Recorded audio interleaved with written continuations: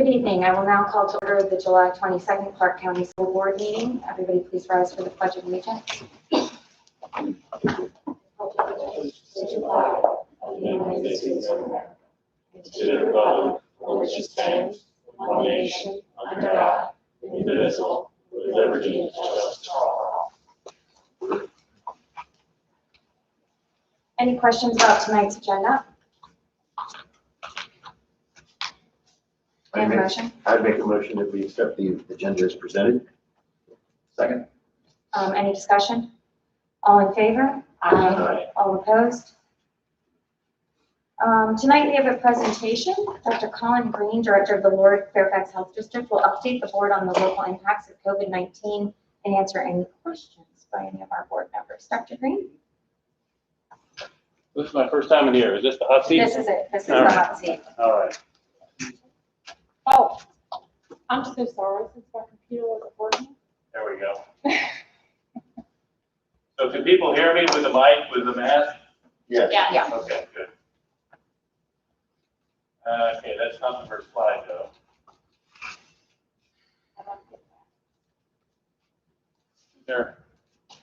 Is there a remote or wait? I'm going to give you the mouse as soon as I get to the beginning for you.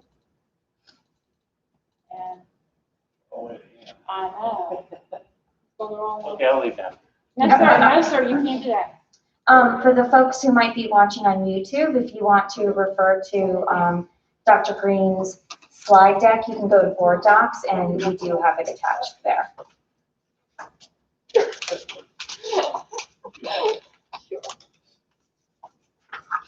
Hopefully it won't damage your electronics. All right, good evening. So Dr. Bishop invited me to come join you all.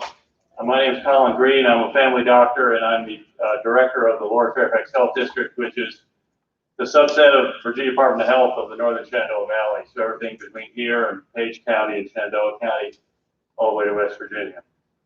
And this is actually my second show. I just mentioned to, I think, a couple of board members at Warren County asked me to come do this online at 5. So I want to give you a little information about where we are with COVID-19, maybe how it might apply to school districts and school management, in hope that this may help with their decision, which I've been following the newspapers that you've got, I guess, 3 different possible options now.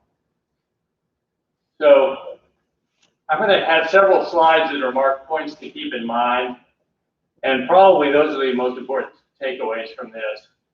First one is just the natural course of this disease. When it first appeared in January, we knew almost nothing about it. We actually know quite a bit now, not as much as we like, but some. So the first thing is that this disease is a disease of proximity. So you catch it by being close to somebody else. It's spread by moist droplets coming out of the mouth and the nose of the person who's sick. Those droplets are either inhaled, or they get on a surface, somebody touches the surface and touches their face, touches their eyes, nose, or mouth. The spread is increased with closeness of contact and also frequency of contact. So I'm not near anybody right now, and if I had this virus, I'm probably not going to spread it. But if we were all close together, not only would that increase the risk, but also I'd have the opportunity to share with 17 people in this room.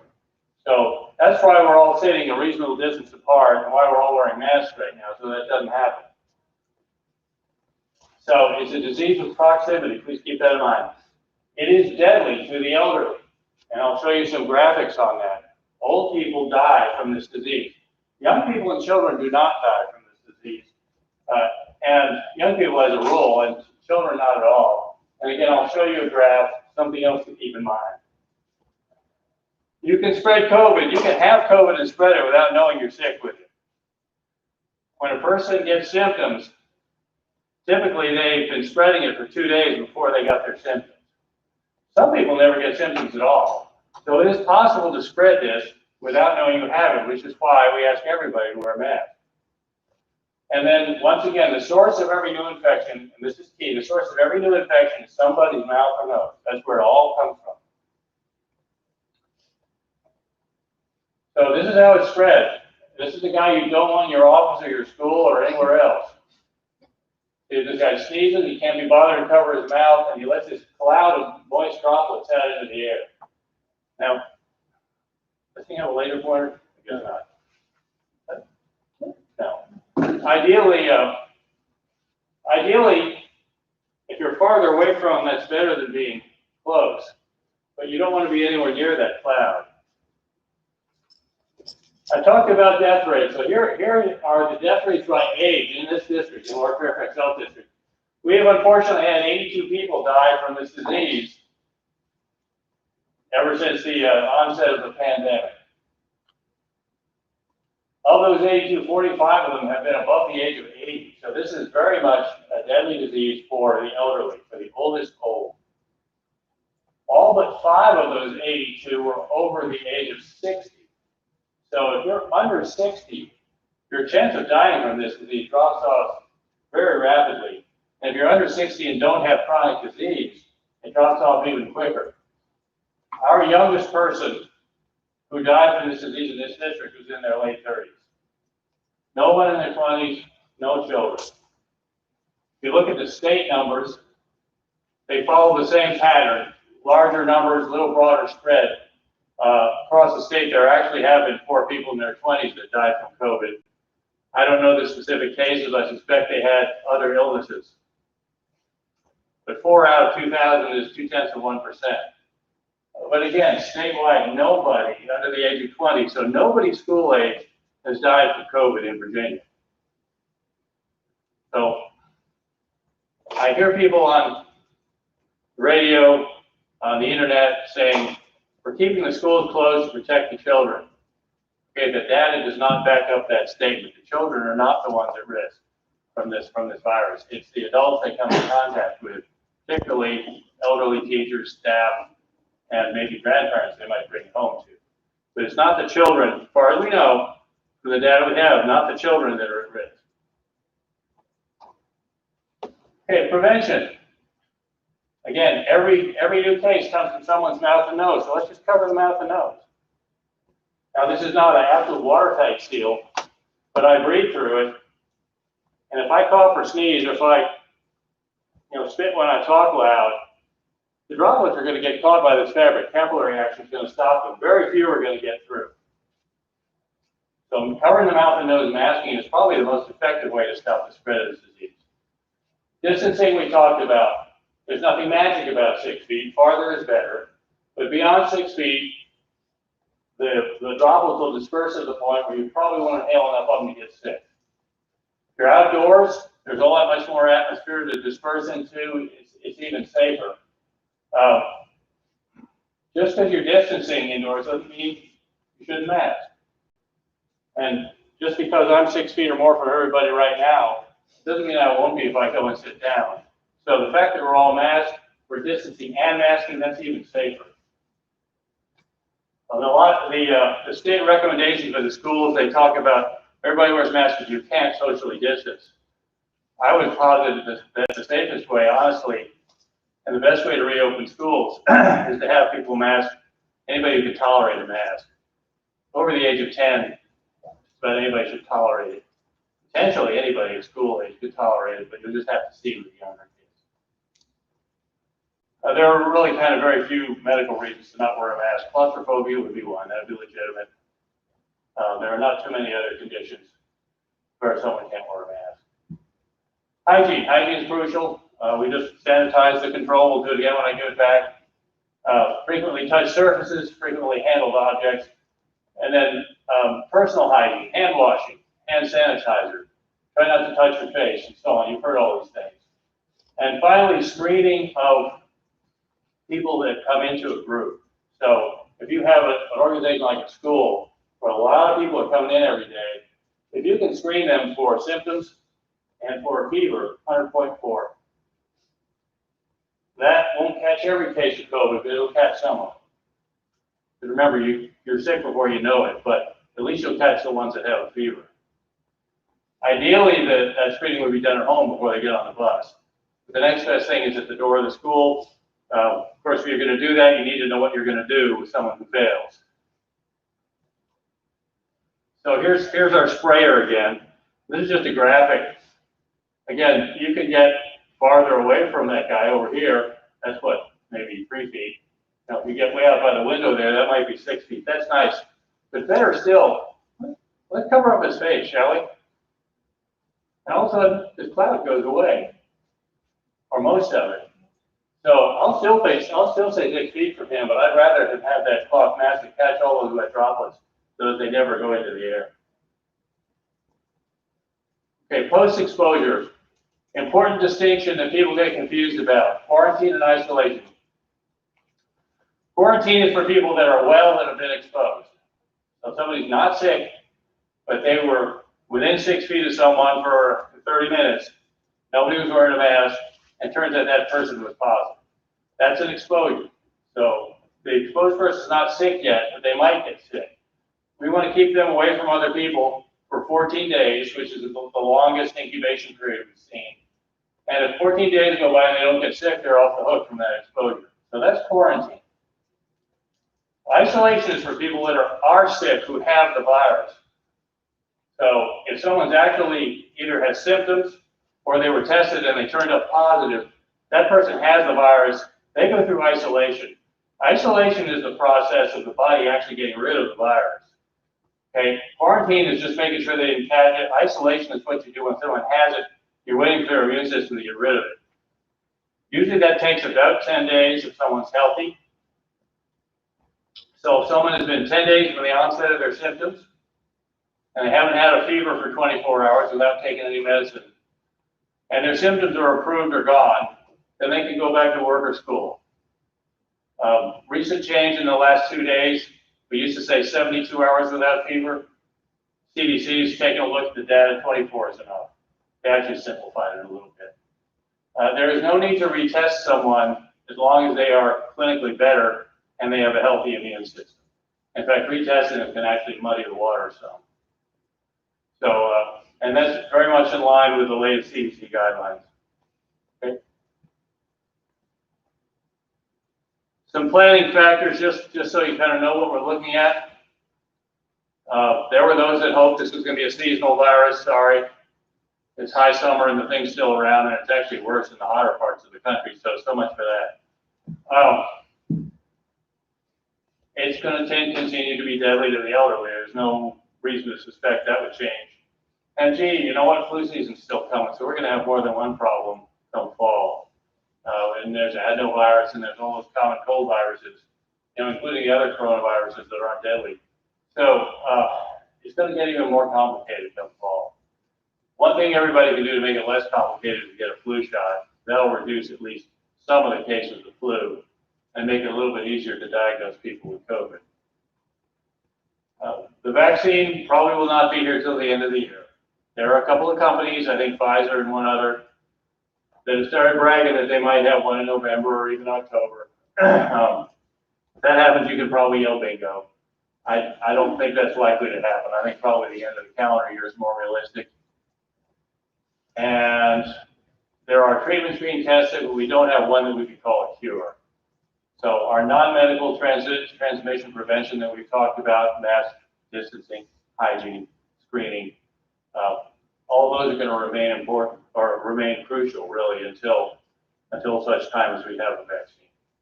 So that's the bad news. Now the good news is things are going to get better.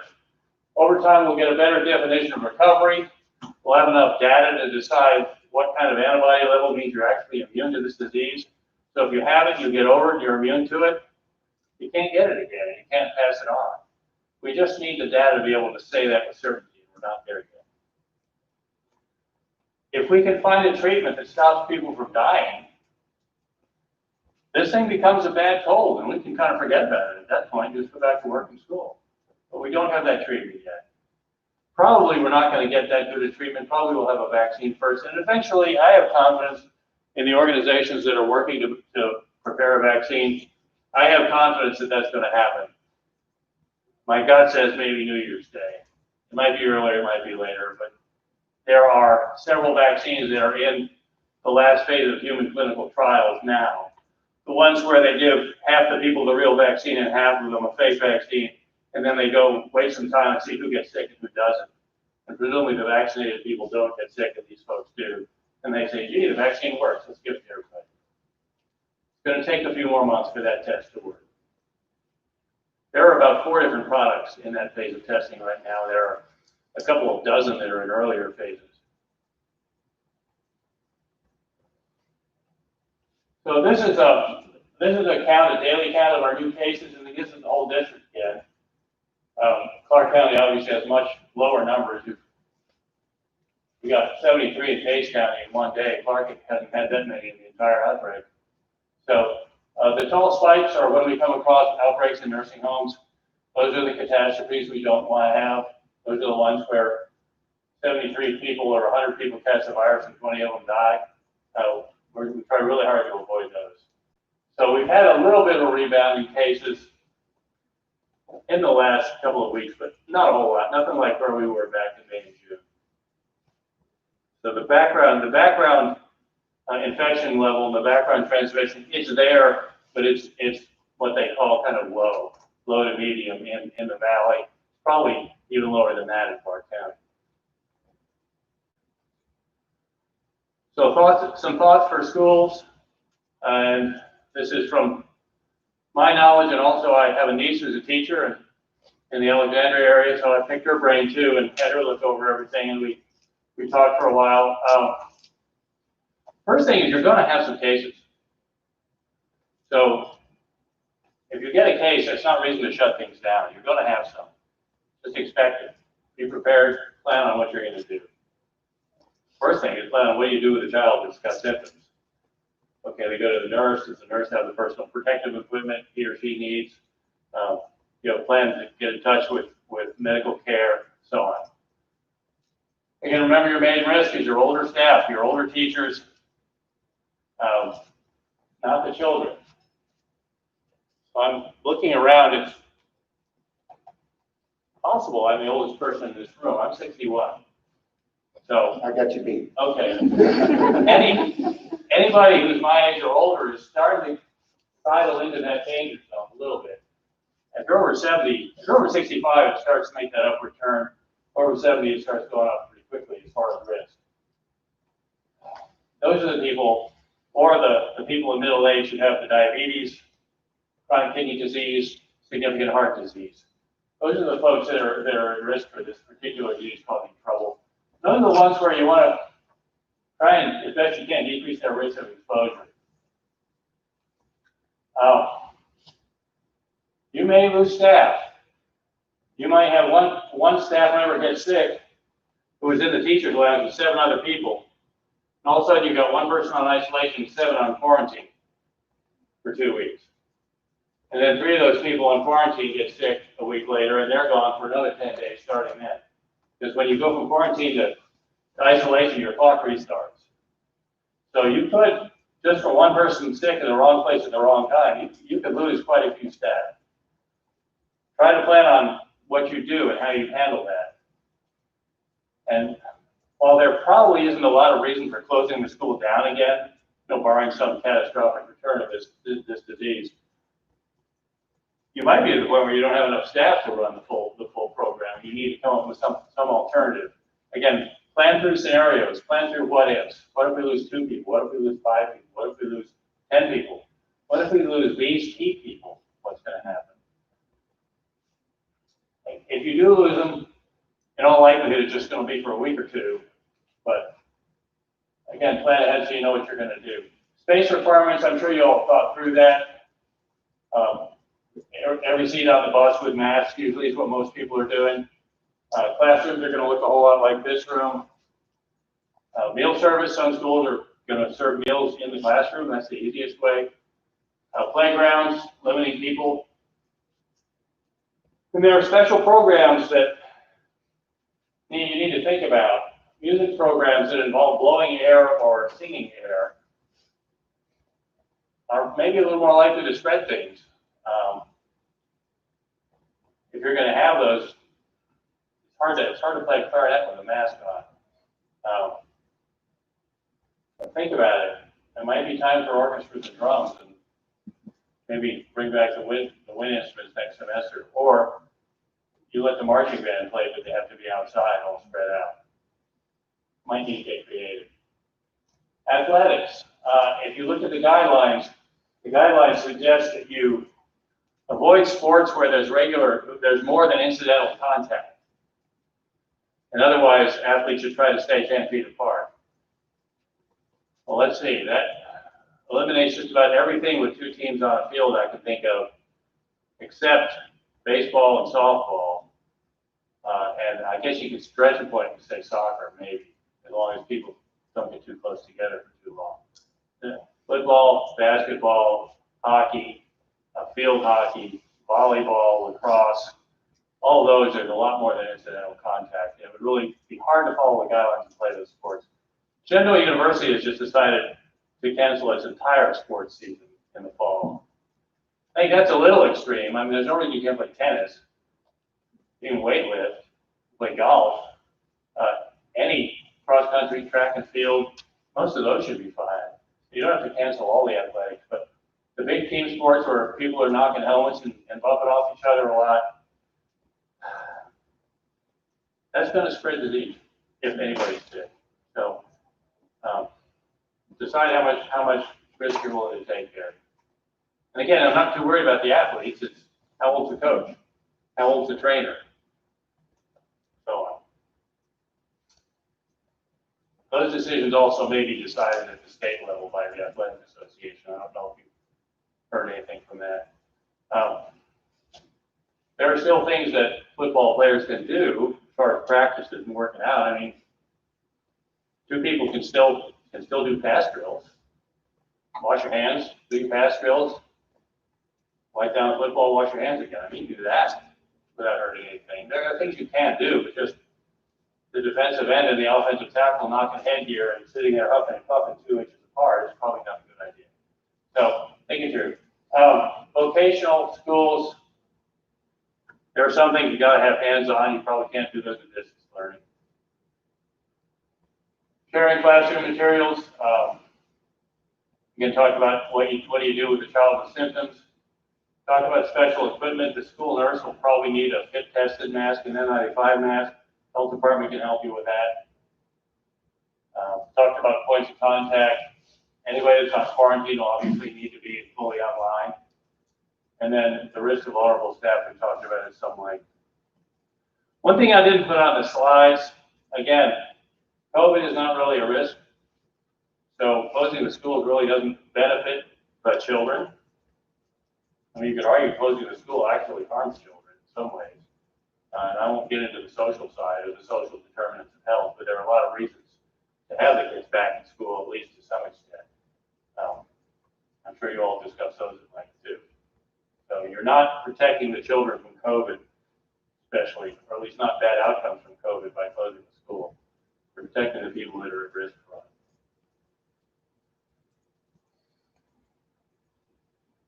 And again, the way forward, we're going to have to deal with this for probably another 6 months anyway.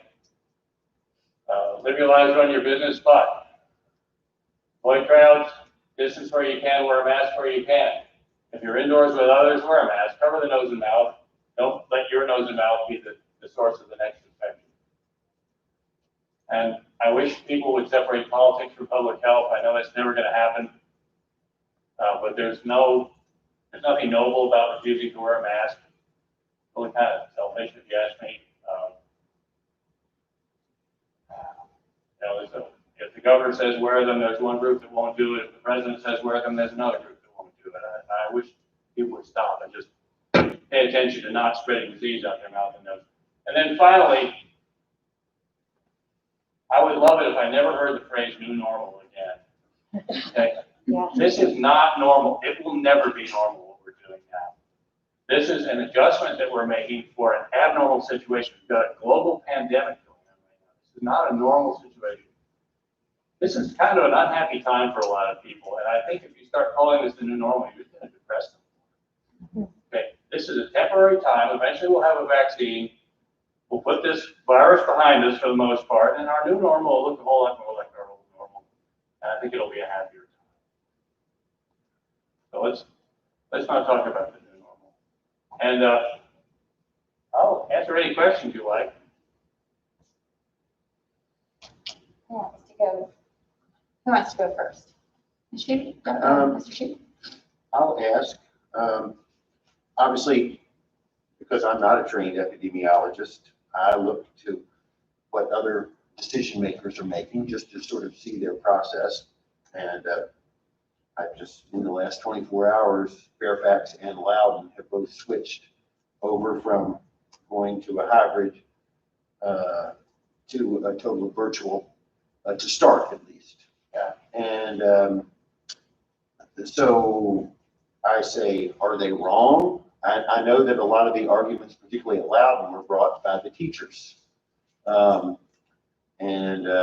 Because they feel that they're operating in a higher risk area, which isn't antithetical to what you said. Right. So what do you say? Are they making wrong decisions? So I actually live in Loudoun County. Okay. I live outside of Personal. The area around Personal looks a lot more like Clarke County than Sterling. Mm-hmm. So Loudoun County has to deal with a pretty diverse set of neighborhoods. And the eastern part of their county looks a whole lot more like the more populated parts of Northern Virginia. People are very close together. There's a lot more disease there. Loudoun's had over 100 deaths. So it's a different place. Again, they weighed their pluses and minuses.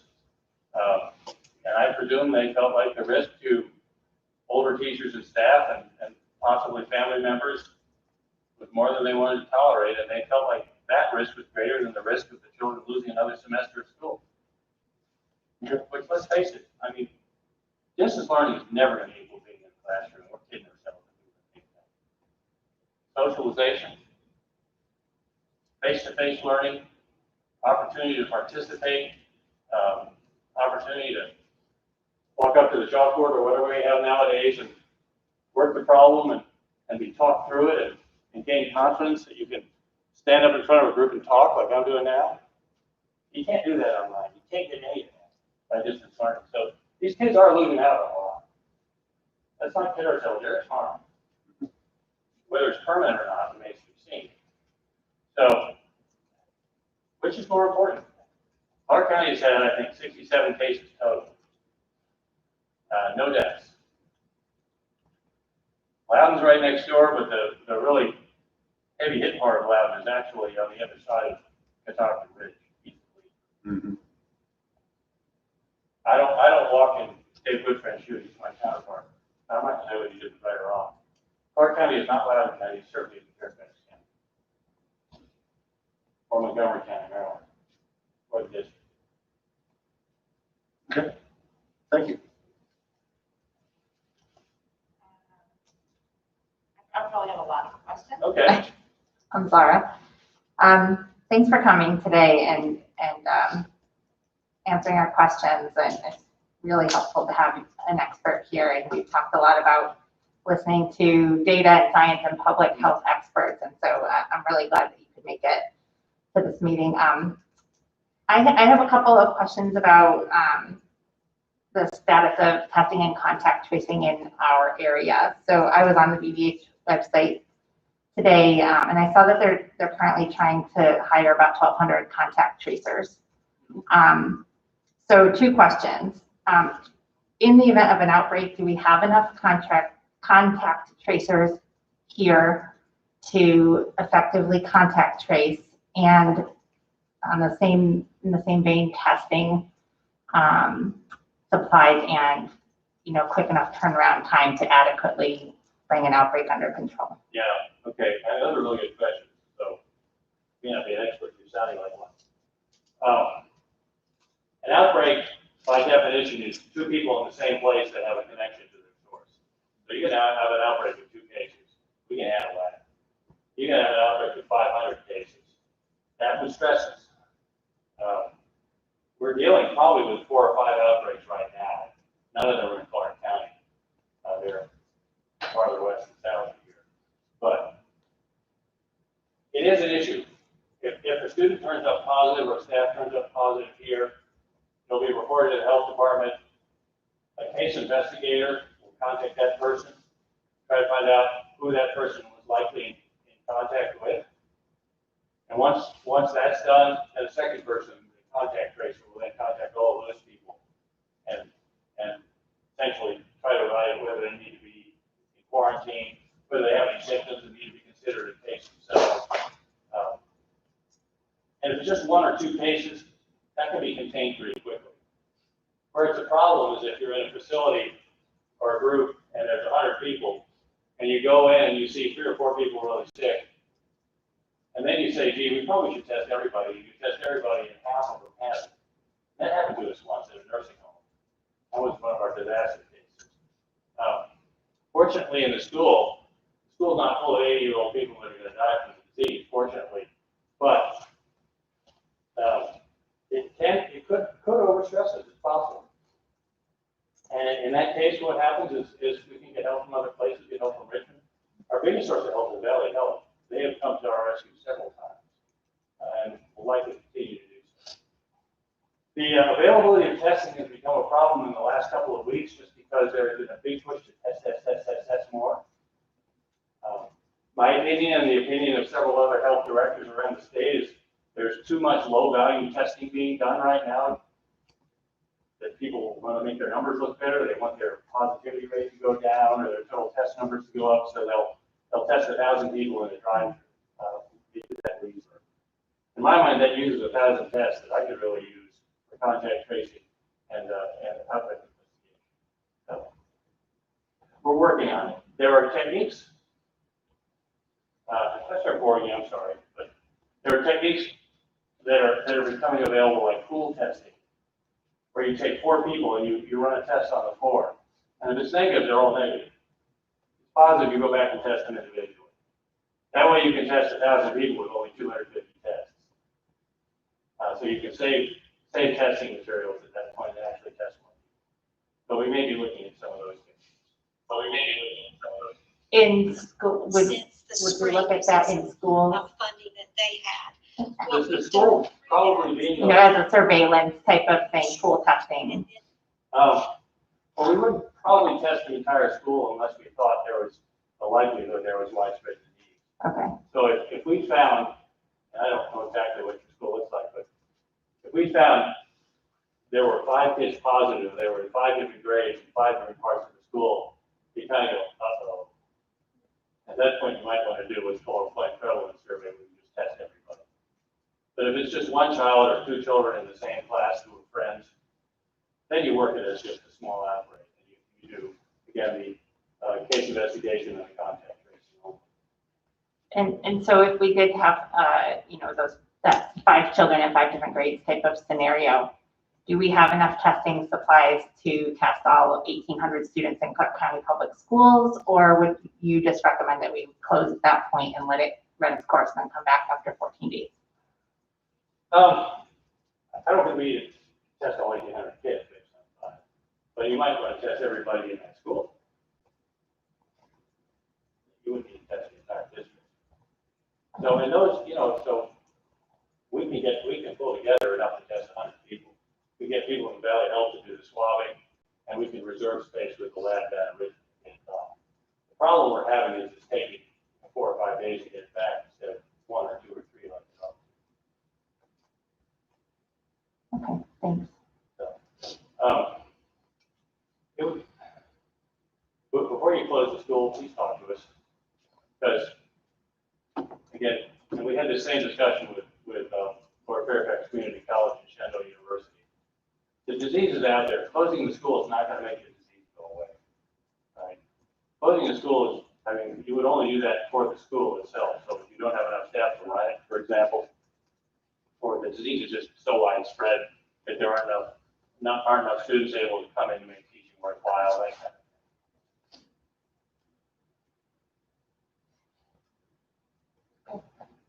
Yeah, thanks so much, Dr. Green, for coming in. In my work, we've been working with the Lord Fairfax Health District on our operations, and we've been doing that since phase 2 for Virginia. So that was at the beginning of June. And I know personally that I had a lot of anxiety and trepidation going into it feeling like what happens if. And one of the greatest sources of comfort was just the responsiveness of your office and the kind of rational, reassuring, but appropriate guidance on how to handle situations. And I feel organizationally that we have a lot greater competency in operating, in large part thanks to having you guys to lean on. Well, that's why they pay us. I'm glad to hear that. Yeah. So my first question is, if you could just help provide a little bit of insight into the role of EDH in providing guidance for operational circumstances related to COVID. So when something happens, our protocol is, we're getting used to what to do, but we do contact you and discuss it with your staff. So can you just help us understand how your role in operating these times? Probably the basic rule is when in doubt, call. And if you think you've got a case, call immediately. So and I had this discussion with, again, some of the higher education facilities. They say, well, we can handle this, we can do this and do that. We've got a room, we can put them in. Like, call us. Call us, call us, call us. Because if it looks like it's a bigger outbreak and we need to marshal more resources, we can do that better if we know sooner. The main thing is call, and I have an epidemiologist, and we have round-the-clock phone number. I carry my cell all the time. They can get me any old time. And honestly, I'm not averse to people on the school board having my cell number if you want, or you can call my office and they'll fetch me. Call if you have any questions. As far as how you run your school, that's up to you all. You're the Board of Education. As far as how you set up your standard operating procedures, and we're not going to do that because we don't know what your floor plan looks like or your grade levels and how many kids and so on. But if you have something where you think there's disease, and you're like, gee, what do I do? Call us. Yeah. Okay, thank you. And we really are blessed to have Valley Health helping us out because they have brought in a lot of people power at a time when I've only got 70 employees for the whole valley. There's only so much I can do personally with my organization. But Valley Health has hundreds over thousands. And so just as a fast question that will lead us to the other part is, my understanding is that the largest factor of COVID risk in the school is what the COVID prevalence is in the community. Well, it depends what you call risk. Risk is it being there. Well, yeah, and then if your definition of risk is the probability of person X having COVID, then that would be a function of how much there is in the community, which in Clarke County is not a whole lot. Yeah, and okay, so I think that with that premise, then it goes into the available metrics and determining what's an appropriate level of COVID in the community to operate within. I know New York has set parameters, and that goes to percentage positivity, which you mentioned earlier. Yeah. I don't know if others are using, the rolling averages over a period of time, or, it's hard for us to understand that the decision that we make tonight is going to be a good one, given that rates are going up in the country, and that might happen here. It might not, but nobody knows. So how do you define what's an acceptable range of COVID prevalence in the community if you want to keep it out of the school? Okay, so there's no way you're going to totally keep it out of the school. You're going to have cases. You can teach every grade from home and they're going to catch it. It's out there. Probably in Clarke County, not a whole lot, because people are pretty spread out here. The last place you want to compare Clarke County to is New York City. You might as well pick Mars.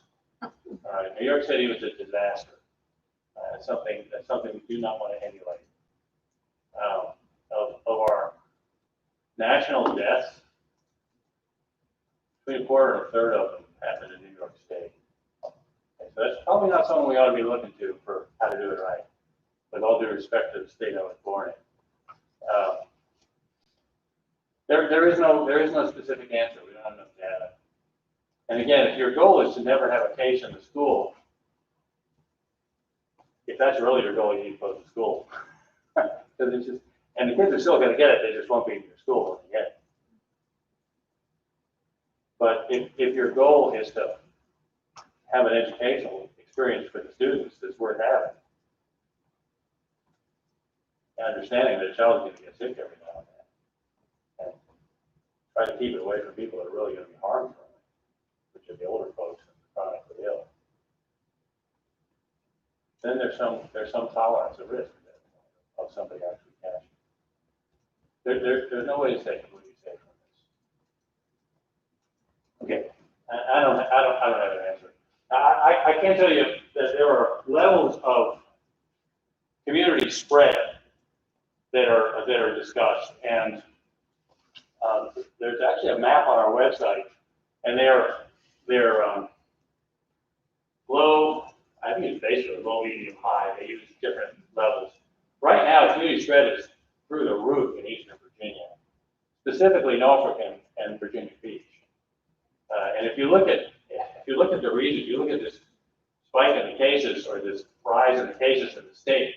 If you look at just the eastern region, it goes like this. That accounts for the majority of the extra cases right now. In the northwest region, which is where we are, in the northern region where Fairfax and Loudoun are, and in the southwest region, it's all low right now. I think the central region is too. I think the eastern region is the only one that's got high as far as community spread. It's not zero, it's still out there. And then in terms of community spread, in our understanding of how broad, we get folks that say rates are rising in the United States, therefore Clarke County should not open. And we get folks that say rates are rising in Virginia, therefore Clarke County should not open. And conversely, we get folks that say just because rates are low and relatively stable in Clarke, that's not broad enough a definition of community. So how do you think you could help us in understanding how broad a scope of this term community should be considered? What do you care about? Clarke County School, right? Correct. Where do they operate? Clarke County. Do you really care what's going on in Norfolk? Yes, but it's not. I mean, Yes. you know, I mean, Right. Raleigh, North Carolina is about the same distance. Are we checking out what's going on there? Okay. Thank you. I mean, Loudoun is, you could make a little more of an argument, but again, if you break it down by zip code, and you can do that on a map too, you can do all kinds of things. Spend the whole day on it. Western Loudoun doesn't have a lot of COVID either. I think in my zip code, which is a big zip code, there have been like 90 cases in the entire outbreak. As opposed to Eastern Loudoun, where there have been hundreds, maybe thousands. Yeah. And then just the last question. Were there any really good questions in your Warren County presentation that you think we should know about? I think you've asked a lot more questions than they did. I was on Google Meet in connection with Loudoun. So they only asked a couple of questions, kind of about the slides. Okay, thank you. Karen? Hi, thank you for coming. So a couple of questions that I have. One is in regards to contact tracing. So considering the fact that, schools basically shut down, mid-March, and we weren't operating at that point, as we typically would. Obviously, we don't have a lot of data or information related to each school and how many COVID cases there were. Yeah. But moving forward, with the contact tracing that's going to take place as schools open, how will schools keep track of the number of cases as the fall progresses. I'm not sure if that makes sense, but. No, it makes you know, good sense. I'm thinking maybe there needs to be another tab on one of on the webpage somewhere, because we do have a table now that's tracking outbreaks in nursing homes. Right. The long-term care facility task force, you can actually look it up. Mhm. And you can see there were 5 outbreaks in Shenandoah County, and there are a total of 33 out of the 40 deaths in that county took place in those 3 nursing homes, Mhm. or those 3 long-term care facilities. So you can look that up for long-term care facilities. Will there be something equivalent for schools? If somebody thinks it's a value and it can be put together, I suppose that could be done. Mhm. Do you think there's value in that? I confess that I'm really so concerned about the long-term care facilities. Mhm. Mhm. I don't know the answer to that question. I think if the schools feel like they benefit, then they probably benefit. I think it's customer service kind of thing. Mhm. If the schools say, we'd really like to know this, Well, I think Mr. it Health would be- Commissioner, then, who's my boss's boss, Okay. you know, then he turns around to his IT person and says, make it happen, and they do it. I just think it would be helpful to know, if there are outbreaks, say in Frederick County or Winchester City or Warren County, counties that border us. I think that would be helpful just to be aware. I absolutely agree, and how they handled it, True. and Right. what the situation was. Those are all learning experiences. Absolutely. Okay. Yeah. So hopefully that can, In fact, you convinced me, actually. I'll maybe throw that idea out okay, thank you. and see if anybody bites on it. I'll write it down. As if you all aren't doing enough. Well, we do enough when we write down good ideas. She's available for hire. Outbreak. Okay. Okay, and then just 2 other questions. So do you see value in having a community-wide approach to COVID versus schools, youth sports, preschools, kind of going it alone? And do you have any suggestions on how our community could approach this? Yeah, my first thought was, how do you make that happen? Right.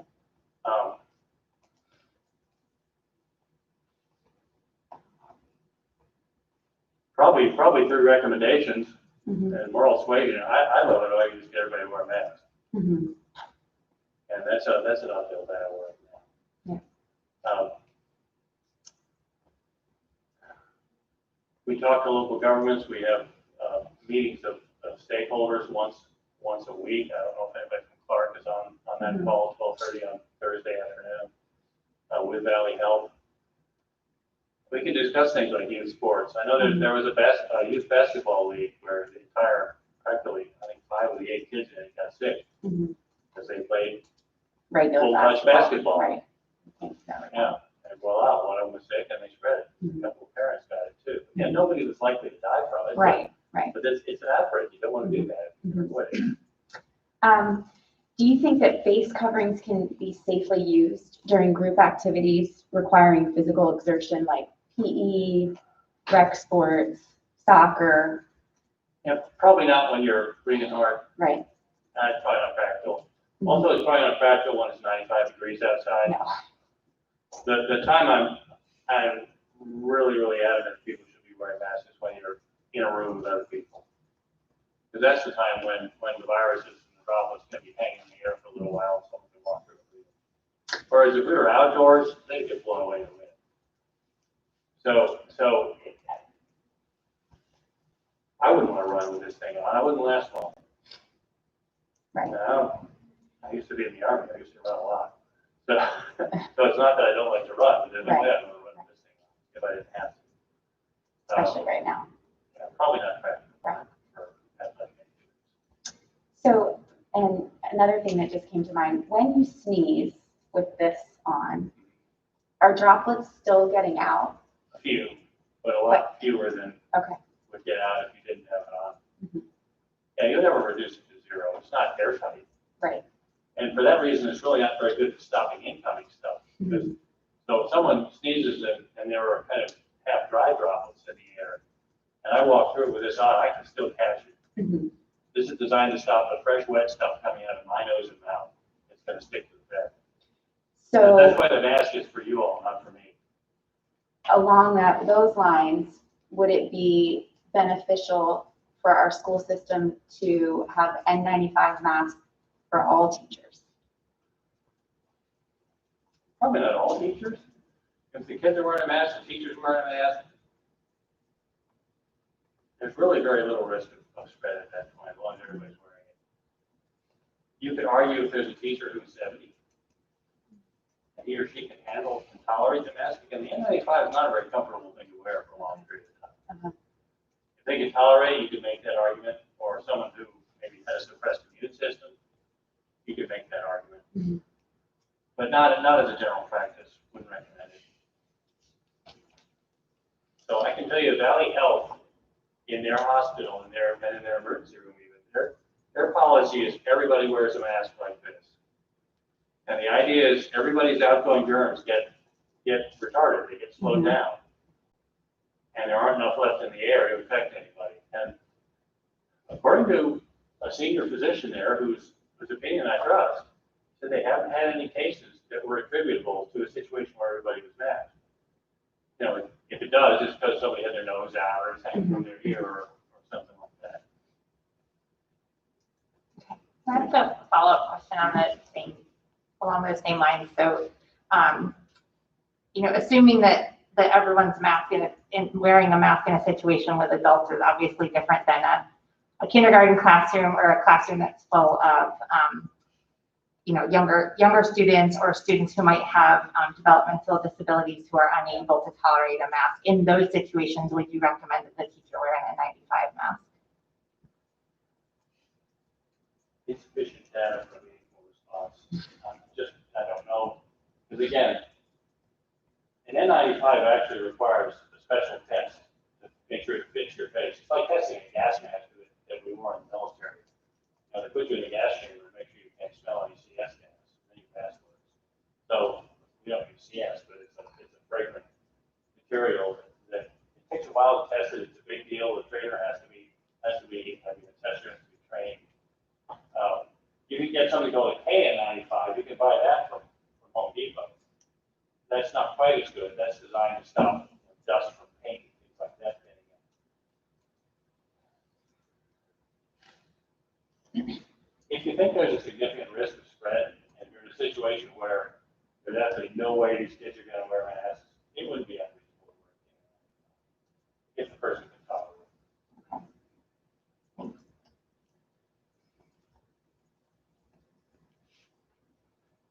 Yeah, please don't say Dr. Green said you have to wear. Okay. We don't have any authority to do much of anything other than just give information and recommendations. Anything else? Katie? No. Unless you're a food establishment, you can pull permits there, but that's about it. I just have a couple questions. Yes, ma'am. One is, I spoke to a teacher recently whose young son was sick, and then his wife fell ill. They obviously weren't sure, right, of what was going on. So they went to the doctors and they asked to be tested. He told me that they were told no because they don't fit a criteria. Mm-hmm. Is that normal? Do you think that's just based off of the medical office they were in? And when that does happen, how then, as a school system, if we're asking a teacher or a family, or family, student, to get tested, and the medical office, their doctors say, no, sorry, we can't, how are we supposed to handle that? Well, I mean, I can't obviously make any meaningful comment on a specific case when I wasn't there. Yeah. So any test, COVID or otherwise, it has to be ordered by a doc. The physician has to think that the value of the test is worth the trouble and the expense, and and risk if there is any. So and remember, no test is perfect. So you don't just go testing everybody for every disease. Because if you test people where there's not much disease around, a lot of the positives you find are going to be false positives, and then you worry people for nothing. So it takes some judgment to decide who gets a test, and that's true with any medical test. If we're talking about a point prevalence survey where we want to test, say, an entire class of kids, we would find a physician to have their name on the order and make it done. It might be my name on the order to make it happen. And if it were my name, then my public health nurses would follow up on those results. But for an individual with their own physician, that's between them. Do you feel like that's something, have you heard that happening often, or does that seem like a one-off? What do you, like, I mean, I understand you it's can't not really answer it, but I'm It's just, not unusual for someone to come in and say, Doc, I really want this test. I mean, if the test is inappropriate, I'm not going to order it. okay, all right. But that's, this is a specific situation, not enough information. Yeah, and that's fine. Contact tracing. Do you find people are being cooperative with discussing I who think they've for the been most around? part. Yeah, I actually wish my nurse was here because she could give you a better answer. okay. I wish my nurse were here. She could give you a better answer. But I haven't heard it as a problem that people don't want to participate. There are always going to be some people that I work for the government. They're suspicious. Yeah. There's always going to be some of that. Yeah. Or I don't believe in vaccines because of X, Y, Z. I mean, there's some of that you can't fight. Yeah. But for the most part, people are cooperative. Okay, great. And then, so connections between counties, I think, I don't know if I might be asking the same question a different way. We do have a large enough number of staff who do live in neighboring counties. So when they go home, right, so if we're talking about a Loudoun or Frederick or Winchester, how will that, I mean, it could, so how will that and how can it impact Clarke? I mean, seems like a question you can't answer. Well, the wider the travel and the larger number of people anybody communicates with, the greater the chance they're going to encounter someone who's sick. But if they use appropriate distancing and they're prudent about what they do, their chance of catching something should be low. And remember, unless you're down in Norfolk or Virginia Beach, the community spread level is not that high in Virginia, right? Even in Northern Virginia. Okay. Yeah. I still wouldn't get on the metro. Yeah. I rode the metro for years, but I wouldn't ride it right now. So But- go ahead, sorry. But that's just because you'd be so close to people. Right. Yeah. And it would be hard to distance, and half of them wouldn't have masks on. So I have a daughter who has health issues. She was born without an immune system. So this type of stuff without an immune system, that's right. But she's on medication that allows her to have a functioning one. So obviously this pandemic is pretty nerve-wracking for me. But we've always had protocols, right? And I would just like to make the simple statement that wearing a mask and washing hands can absolutely decrease the likelihood of COVID spread. Oh, yeah. Yeah, Pretty absolutely. simple, right? Yeah. Okay. Yeah, no, absolutely. Okay. If everybody wore one of these masks, let me back up one more. If everybody were separated to the point where the virus couldn't jump from person to person, the pandemic would be over in 2 or 3 weeks. Because all viruses would die and their immune systems would destroy it, and unfortunately, 2 people would pass away. But it would be the end of it. If everybody wore a mask, we would decrease the level of spread to the point where the case numbers would drop very rapidly. There would be very little spread. Yeah, people would just wash their hands. And there's all kinds of diseases that wouldn't be spread. Right. Right. I actually wrote a column to the paper after I watched the guy in the mirror behind me in the men's room leave the stall and exit without going anywhere near the sink. gross, you know, do I have to touch that door handle? Yeah. The funny cartoon I saw was, it was a bathroom door handle and it had two handles on it. One said did wash hands, the other said didn't wash hands. So I'm with you. Okay. All right, thank you. Anybody else? John, did you have? I did. Yeah, one of the big concerns that I'm hearing from teachers, and I share it, is the difficulty in adhering to the guidelines.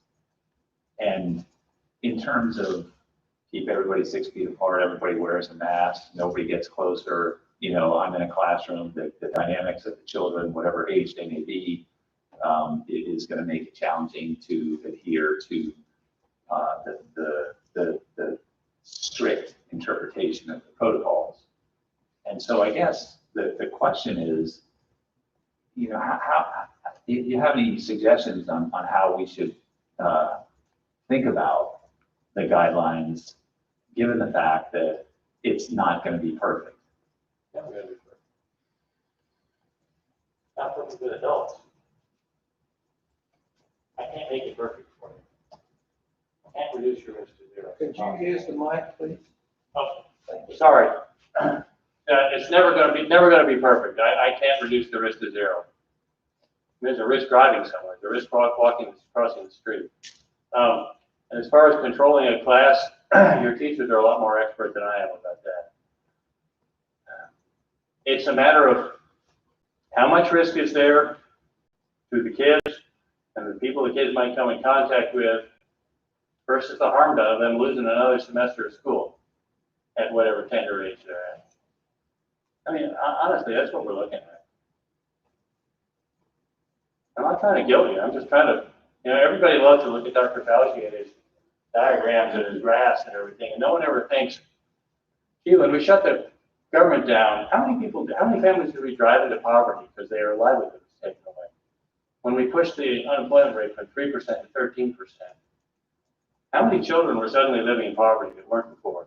That's a very strong social determinant of health for that child. There's a lot more to it than just the graph on the wall.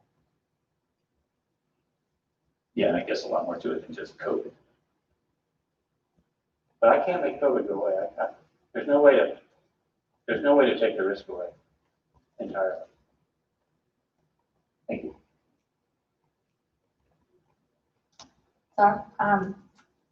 So my question is a little bit about data. The mask, I can't tell who's talking. Sorry, it's me. Yeah, so I'm reading off of my notes. Okay. So we've had a lot of conversation about data for the younger groups and the older groups of people in the community since schools closed. And so I guess when I look at that, what I see is that we are missing a large set of data that we can't have because we don't have data about what happens when schools are open in session here. And so do you think that those current infection, hospitalization, and death rates in children and adults are a good proxy for what the rates would be after schools open? And I guess another way of asking that is, do you think that reopening schools would drive up our infection, hospitalization, and death rates? Okay, you're asking me to predict the future, which I'm not really happy about doing, and which, despite how smart we think we are, scientists are really lousy at predicting the future. I think it would be reasonable that case rates would go up, just because there'll be more human interaction and more opportunities to pass the disease around. It happened a little bit after we reopened businesses. I think you could argue it probably happened from some of the demonstrations we saw all over the country. It happened from the youngsters going down to the beach, all along the East Coast, the Gulf Coast. So there probably will be some increase in cases. As to whether it would change hospitalizations and death rates, it's a matter of whether the disease got a hold of a significant number of susceptible people or not. And that's the best answer I can give you. I'd be making it up if I tried to predict. I'm fairly confident the case count would go up a little bit. How much, I don't know. think some of your sister districts in the valley are gonna do hybrid plans. There. So the smaller population of Clarke might not even make a blip on that graph, I don't know. Can I ask you a follow-up question? And I don't know if you've had a chance to read it yet, but the large-scale study that came out of South Korea on contact tracing last week that's published currently on the CDC website. I haven't seen that one. Okay, so I wanted you to comment on it if you had. What did the study say? You know, the researchers were careful not to draw, you know, strong conclusions, but it appeared that children under 10 are not big transmitters of disease. Children 10 and older transmit at least as well as adults. Okay, That was the bottom line. I haven't seen that, but I have read summaries of similar studies, and that just clarifies it a little bit. I had read that children have an age cutoff, but school-age children are probably only about half as likely to pass on the disease as adults. And a child who gets sick with it may be kind of an endpoint for the virus, because the child may not pass it on anymore. So that's one more study. Yeah, they did mention that children under 10 could actually act as a break for Right. transmission, but children 10 and up transmit as well as adults. So And I think some of I haven't read this in as much detail as I like, but I believe some of the European countries who've reopened their schools, depending on the country, it's been kind of a hybrid plan. In Germany and Denmark and several of the Central European countries. I think they tend to stress more the lower grades, more time in class for the lower grades. I think only Germany allowed their upper grades back, and then Denmark, Norway, and those were younger grades. Germany was like the outlier, Yeah, and this week they were closed. right? And this is one of these I heard on the radio, so Big Greg Salt. All right, the Sweden and Finland closed, Sweden didn't, and our outcomes were about the same. Okay, this isn't Sweden or Finland here, but those are two comparable countries. I'd like to see the study that showed what somebody claimed on the radio. That would be very interesting to have if that were true. It would be. Okay, can I ask you one more data question? And I don't know if you have the answer to this either. You didn't have these ahead of time. So I'm sure that you spend time talking to other public health experts, possibly around the world, and probably reading lots of studies. So I'm curious about other countries who have open schools. Do you know of any other countries who have successfully opened schools or unsuccessfully opened schools, I guess, during a phase of their COVID outbreak that is similar to what the United States and Virginia is currently experiencing? Short answer is no, but I doubt there's any other country that's been in exactly the same situation we're in. And the situation in Virginia is very different from the one in Florida, and that's different from the one in Wyoming. So, which is different from the one in California. If you're looking for data from another location to help make the decision, that might be hard to come by. If it were up to you, would you open Clarke County schools? I'm king of Clarke County. You're king of Clarke County. For a day. For a day. I probably would. You probably would. Thanks. But, I'm not a teacher. All those little kids running around everywhere, not my responsibility. But I'm looking from the point of view of a family doctor who wants the children to get an education. I want their parents to be able to go to work. I don't want them to live in poverty. I don't want them to miss developmental milestones of socialization and confidence building. I think school is a good thing. Probably didn't think that when I was a kid, but I do now. So, I can still name teachers from 50 years ago who really made a difference in my life. If they're at home watching them on the screen, I don't think it's the same thing. I've had people ask too, is distance learning, does the teacher still run the class with everybody on the screen? or is it just kind of doing a workbook electronically a lot of the time? Is it the same quality of education? So those are all questions for you all, not for me. But it's one person on my staff who lives in Clarke County. In retrospect, I owe a lot to the people who taught me. If I didn't necessarily realize it right at that moment. Especially music teachers and art teachers. And so many, They were the fun classes. Yeah. they are. Any other questions? No? Dr. Bishop? So I don't have a mic, so you might have to repeat it for the people on YouTube. Okay. But 2 questions.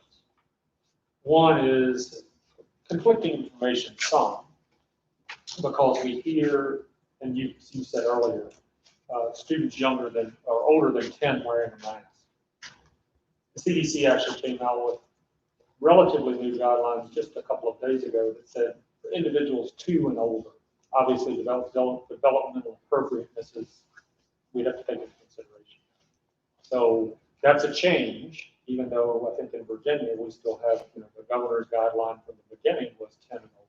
How would you respond to that? Well, the governor's guidelines were 10 and older should wear a mask, and 2 to 10 may if they tolerate it. So that's really pretty much in line with what the CDC just said. And, under 2 is not going to work. And Sure. you don't want to smother the child, obviously. I mean, Right. I worry about a child under 2 getting the strap around his neck and, all kinds of crazy things that babies can get in. Sure. Okay. So my only other question is, A younger child would probably try and eat the mask. well, let me ask 2 more. One is, you answered the question about the N95 or the KN95. Yeah. Would a face shield and a face covering be just as effective as that mask? Okay, so the question was, would a face shield and a face covering be as effective as an N95 or KN95? And is that in order to protect the wearer? Is that what you're referring to? Yeah, just from droplets. If other people have masks on, I mean, it's almost, you can't overprotect right now. If other people have masks on, again, your risk of catching something is pretty low. Assuming they wear them properly and they don't have their nose sticking out or, whatever. Or the chin strap technique, which is one of my favorites, or it's not covering anything. But a face shield is designed to stop sprays and splashes. So it's another layer of protection. It's hot. I wouldn't drive with one particularly, I don't think. It'd injure part of your peripheral vision, I would think. But it can be done. If you've got one particular person who you're more concerned about, so I would wear a face shield if I were delivering a baby, or if I were lancing a boil or something, I might wear a face shield. But otherwise, I wouldn't. Okay. So the last thing with our medical staff, our nurses, our school nurses, I'm assuming that if they're outfitted in proper PPE, gowns, masks, potentially face shields, gloves, etc., that's sufficient, and those should be medical grade. If they suspect the student has COVID, yes. If someone just got a boo-boo and come to the nurse, they don't need PPE for that. Right. Yeah. Medical term, boo-boo. I understood. Yeah. Anybody else? And I thought of one more question. Could you tell us, whatever I guess, not all of it, I'm sure there's lots, but what Well, I don't know. you can tell us about, if you could tell us, talk a little bit about morbidity versus mortality. I think that looking at deaths is obviously an important piece, but if we could talk about some of the other potential long-term effects, known and unknown, for children and adults. From COVID-19? Yes. I'd be making it up. What we don't know is almost everything. So there are some things that are sure. We're sure COVID kills old people. you're 80 years old, over 80 in a nursing home, and you get COVID, you've got about 1 chance in 5 of dying from it. We know that most healthy people, after 10 days, they get better and they stop shedding live virus. We know that it's rare, or appears to be rare, to get infected a second time. There have been a couple of cases, but there are also the occasional case where someone gets chickenpox twice. So, I mean, you might expect that. The test that we have right now, the nasal swab, all it does is look for the RNA in the virus, what it uses to reproduce. So that could be a live virus, that could be a dead virus, that could be pieces of the virus where there's still bits of RNA. All that test tells you is they found the RNA. And you can be negative today and positive tomorrow, that's the other thing. So the test is not perfect, right? It doesn't create confusion, it just tells you what's going on. It looks like this virus acts like other RNA viruses. And the way that they usually act is you get infected, you get over it, you have some level of immunity to it afterwards. And as to how effective that immunity is and how long it'll last, time will tell. Part of long-term effects, Cardiovascular, neurological. unknown, pure speculation. No reason to suspect. Does it cause neurological damage? Does it harm pregnancy? Insufficient data. Usually the big bad viruses that have those long-term effects are DNA viruses. Usually. What's an example of a DNA virus that might do, just so that I can separate them? What is, okay. Viruses that can actually leave a piece of their DNA in the cell, and then it pops up later on. It can cause cancer in the cell. Something like chickenpox, which you get over your chickenpox, but it leaves a little bit of its DNA in a nerve root, you get the shingles later on in life. That's a DNA virus, okay. So the RNA virus do that, the one that causes colds. I'm getting out of my field a little bit because I'm not a virologist. So I should probably stop. I'm going to name one wrong in a minute. But the ones that you think about where you get them and you get over them, usually using those are RNA viruses. One big exception is HIV, but that's a weird RNA virus. It's double stranded. And influenza? Sorry, I don't mean to stump you. No, I'm sorry. People make a lot of comparisons, I'm curious. It's been too long. I think it's too long. It's been too long since virology medical school. Thank you. So I do have another question. Would you say that a teacher who is pregnant or a spouse who is coming home to a teacher who is pregnant is at high risk? And would you recommend that teacher or that spouse for us to provide some other alternative? Because we don't know. Yeah, I don't have any guidance on that right now. Again, this is not typically the virus that causes harm to pregnancy, but I don't know. Right. I think my wife and my daughter at this point, I had a daughter who was pregnant. Would you want to throw her I'd be into a inclined to classroom? keep her away from getting infected just on general principles. But I have not seen any specific guidance about pregnancy. It has not turned up in any other country as something that's made the headlines, like Zika did, for example. Right. Back in Brazil.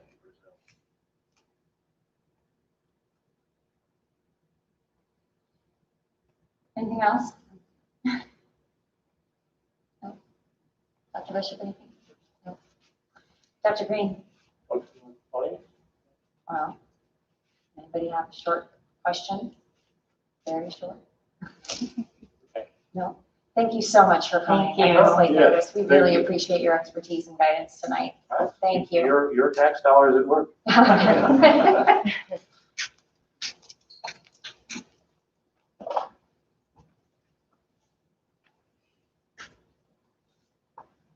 Okay. Audience comments? What do we need up there for audience comment? Sean, do we need it up there for audience comment? We have to register to do that. Yes, there are cards right there. Audience comments are limited to 3 minutes per person. Those wishing to speak should fill out a speaker's card and present it to the clerk. Ms. Weir? Yes, ma'am. First speaker, Stephen Pledgey. Yes, ma'am. Thank you. Thank you. I'll do my best to keep this to 3 minutes. I'm a bit of a fast talker. I'll probably have to keep it fast. I appreciate the opportunity to speak. I want to try to emphasize a few points that might be important for the vote you're going to be taking this evening. On Monday of this week, I submitted some suggestions and recommendations that touched on what I view as health concerns or vulnerabilities in the plan as it stands currently. And this is the part of the plan that details returning to in-person or hybrid learning circumstances. The plan is vulnerable because we have to implement it within an ill-equipped society. We are ill-equipped on the testing front. We are ill-equipped logistically. We are ill-equipped financially. We can get the equipment we need. And we are arguably ill-equipped morally, as evidenced by observations you can make around town. The behaviors at the fairground, the behaviors at the public pool, the return to many public and club sports. If ever there was a contact sport involving heavy respiration, close contact, repeated contact, a long time and with no wind and heavy conditions, that is high school soccer. That is boys and girls soccer. And those of us who grew up playing it know that is an intense, high contact sport.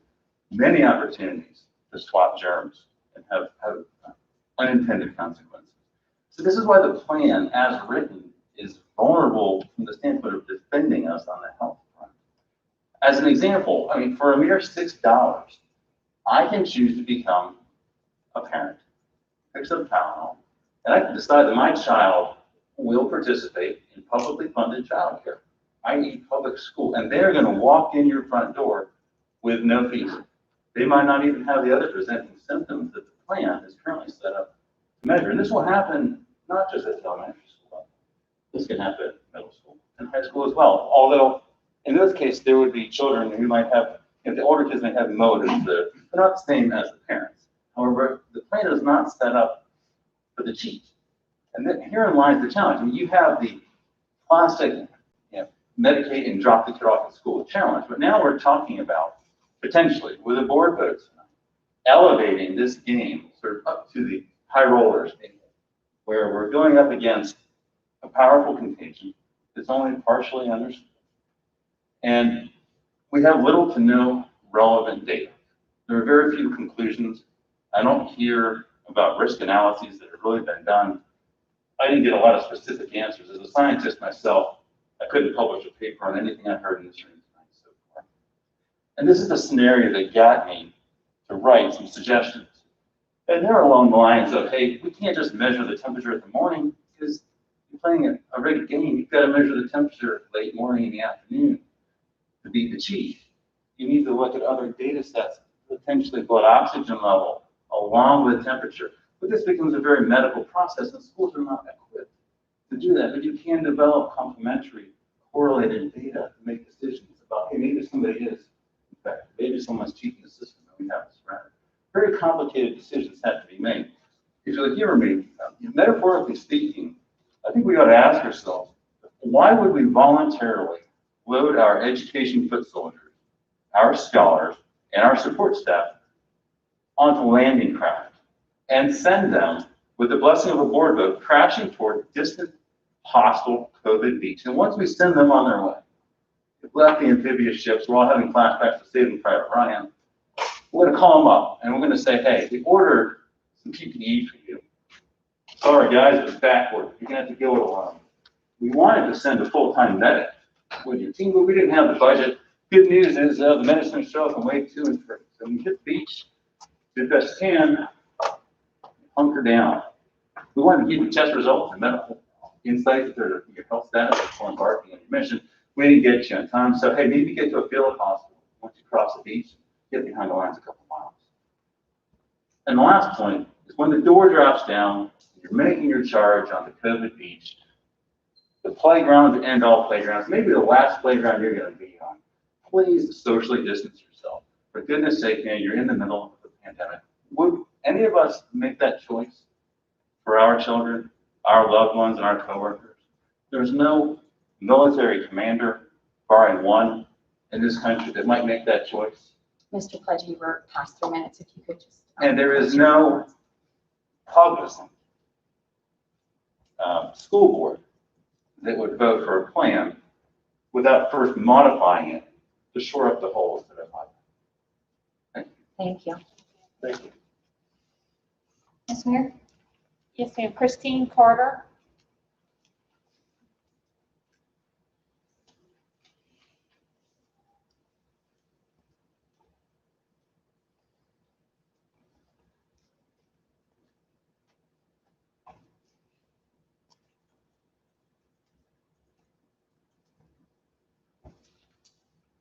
Hello, thank you. Can everybody hear me okay? Yes. I'm a speech pathologist. I work part-time in the county. Thank you for working so hard. This is a very difficult decision. With all due respect to Dr. Green, I would just like to state that I cannot view Clarke County as an island. I drive in here personally from another county. I don't know how many other staff members do the same. I also wonder where families vacationed. Where are they going to vacation? Florida, Myrtle Beach, Virginia Beach? Are we going to ask them those questions before we open the doors and let them back in?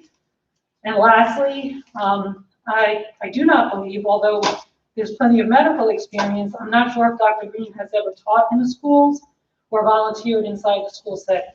So anyway, my real point tonight, I wanted to speak about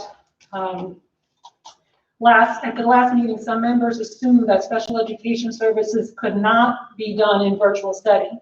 This was also part of the rationale for bringing some students back into the classroom now. In a pre-COVID environment, this may have been true, but we're not going back to that situation. We're not in a normal classroom. And quite honestly, when this whole thing hit in March, I was unsure of virtual therapy's effectiveness. I took a month to reassess. I took advantage of whatever free training I could, and I got busy. I have a private practice on the days that I don't come into Clarke County. It required an investment in time and materials. It required humility as I asked families for patience while I learned. But you know what I discovered? Not only can it can work well. I found many advantages that compensated for the disadvantages. These advantages could not have actually happened in the school setting. For the younger students in particular, I found that being in their home allowed me to get a better idea of their interests and individually tailor the therapy. Parent involvement and participation meant the child could practice throughout the week rather than just at that isolated therapy session in the school. This led to quicker and greater carryover of the skills. I was sold. In the midst of a pandemic, I believe virtual therapy to be more effective than in-person therapy. This is because the very things that make in-person therapy effective are no longer safe. The manipulatives that I like to use with the children should not be shared from student to student, as Dr. Green attests. Sharing materials, not a good idea. Am I supposed to sterilize plastic alphabet letters, colored cubes between my students? What if I have a group? This is not a problem in a virtual format. I can safely do articulation therapy with my face and mouth up to the camera.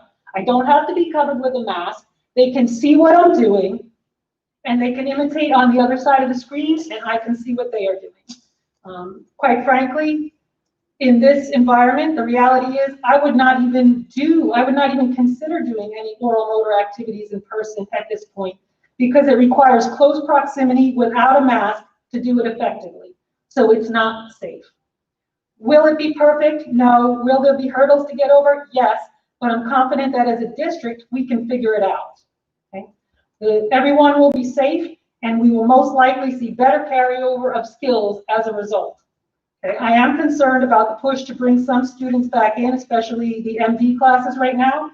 These are the most vulnerable students who will have difficulty complying with wearing masks and complying with the safety measures. It will also require close proximity for the teacher and the student. because these students will need help with activities of daily living, which includes toileting. I strongly urge the board members to go 100% virtual and reconsider phasing in any students at this time. This will provide time for more careful consideration of which students are phased in and when it is safe to do so. Thank you very much for your time. Thank you. Thank you. Bill Help. I'm sorry. I'm Bill now. Yeah. It's a little bit different being on this side, I must say. I'll start with just simply saying, I think schools should be open 5 days a week. Few exceptions. I would urge you, if you have not had a chance, or try not to read the emails that I sent.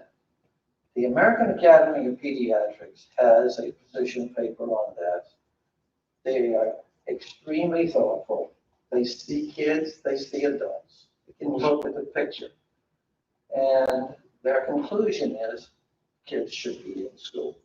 There are risks, but there are absolutely certain costs of having them out of school. Too many kids will not learn as well. Too much learning comes between children as they interact. Maybe not as much as teachers, but an awful lot. So a lesson that I was taught in high school is the real cost of anything is what you give up to get it. Are we willing to give up the education or the optimal education that we can offer? And this system has been a very good one. My oldest granddaughter graduated here this year, is on her way to UVA. Her sister is going to be a senior this year. She's doing extraordinarily well. Both of them will do okay. But the kids who have the biggest needs, biggest challenges, are going to lose the most. The inequity will grow if our schools are not open. And so certain children will need to be protected. As best we know how, and maybe some should be home. But for the majority, the benefits will far outweigh, I think, the risk of COVID. So, thank you. Thank you. Thank you. Okay, I just left my papers. Carrie McKenna.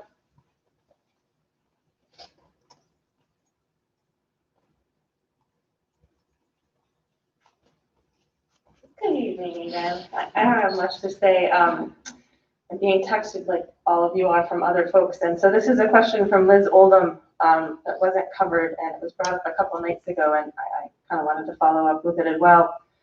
What will the protocol be if a parent sends their child to school with a refusal to wear a mask because of non-medical reasons, whether it's a personal preference, a disbelief in COVID, or whatever? And what would the appropriate medical exemptions be? Would a doctor's note be required? And who at the school would determine if the note reason is adequate? We were talking about the difference between wearing your hat, not wearing your hat. It was stated that children under 10 aren't required to wear a mask unless it can be tolerated. Will children under 10 not be required to wear a mask? And I will say my 7-year-old happily wears his mask and has absolutely no problem with it. My other question is, will there be any repercussions for what happens, which what always happens if you send them in with an Advil fever or a Tylenol fever? You send them in the morning and they're fine because they're on it, only to find out they were never fine. And in post-COVID world, that's not the same as coming in pre-COVID. So those are my questions. And again, thank you all for doing this. This is such hard work, so thank you. Thank you. Anyone else? That's the last person who signed up. Is there anybody else who'd like to speak? Okay. All right, so we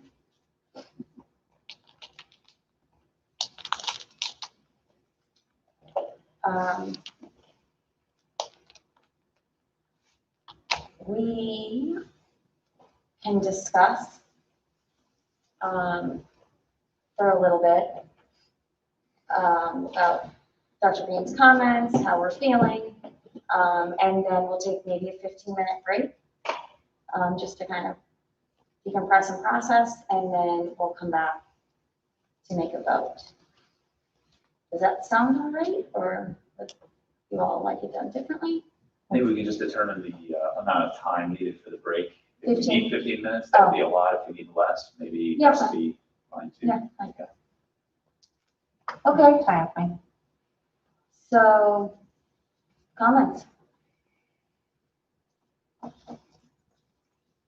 I had a question for Dr. Bishop. One question I'm getting a lot is, have you answered all the questions in the plan? And my answer is no. And my understanding is that once direction is given to staff, then we will be working out the final details. Is that correct? We are working right now, so yes, that's correct. Let me just answer your question, because I think at some point Ms. Smith's going to ask if they can do an overview or something, so yes. What we provided you in the 60-page document was a solid framework. Admittedly, that evening, we said we knew, or last Monday, we said that we knew we needed to further develop the virtual option. And that has been ongoing since last Tuesday.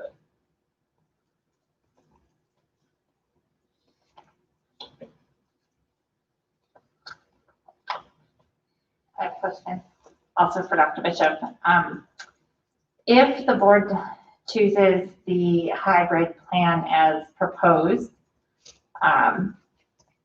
could, in the interest of providing equal opportunity to all of our students, could the AP, IB, gifted program and honors programs be taught entirely in a virtual format, even for the students who are attending school, meaning that they could sit in their classroom on school property and receive the same virtual lesson that the students at home who elect 100% virtual are receiving?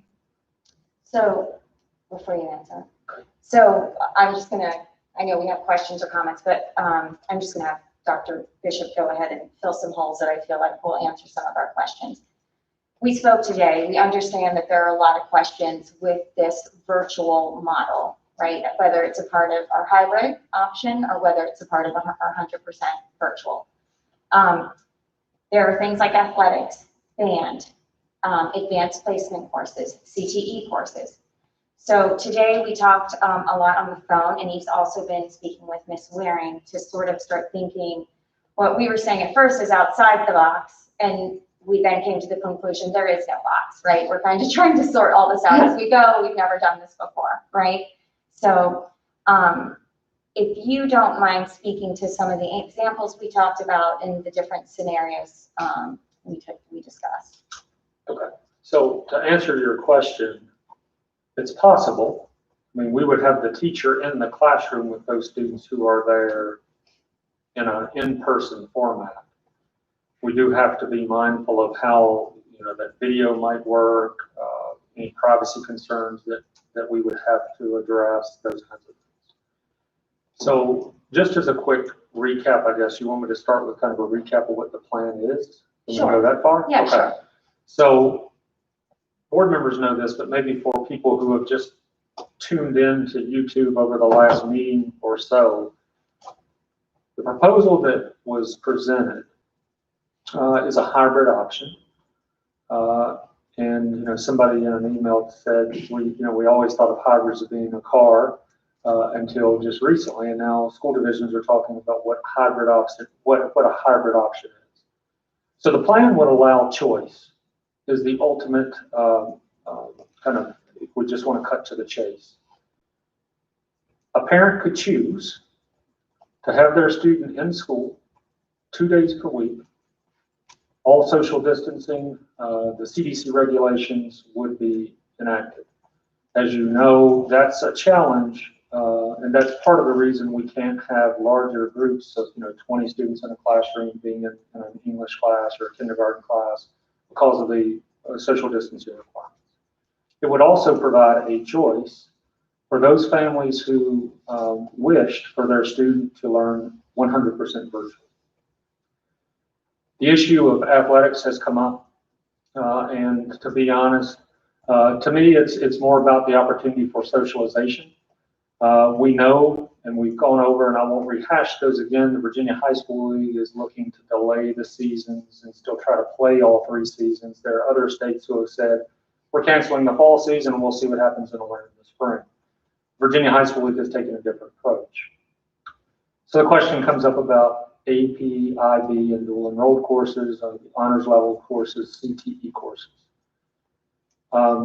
In talking some more with Ms. Waring about it, we reached out to career tech ed teachers, or she did, and had them to start sharing with her what a virtual environment might look like in CTE. All the teachers had already been thinking about it, and there are some really good ideas about what a virtual environment would look like. So we have that kind of taken care of. If you vote tonight for parent choice, and we'll just kind of leave it at calling it that, we will have to do a survey to see who wants what. Who's going to choose hybrid, who's going to choose virtual. From there, we will be able to make some staffing decisions about what courses might be available in a virtual environment versus those that aren't. If we've paid people in the past to teach extra sections, maybe that's something we consider. So if a teacher has 6 sections of English, and we need that extra section of English for 10 more virtual students, we can consider paying those individuals to teach the extra section. We've done that in the past. If in one year we have an extra PE section, as an example, we have paid a physical education teacher to teach an extra section above and beyond the 6, which is a full load. So there are all kinds of things that we have been talking about, things that we've done in the past, that could also apply to this situation.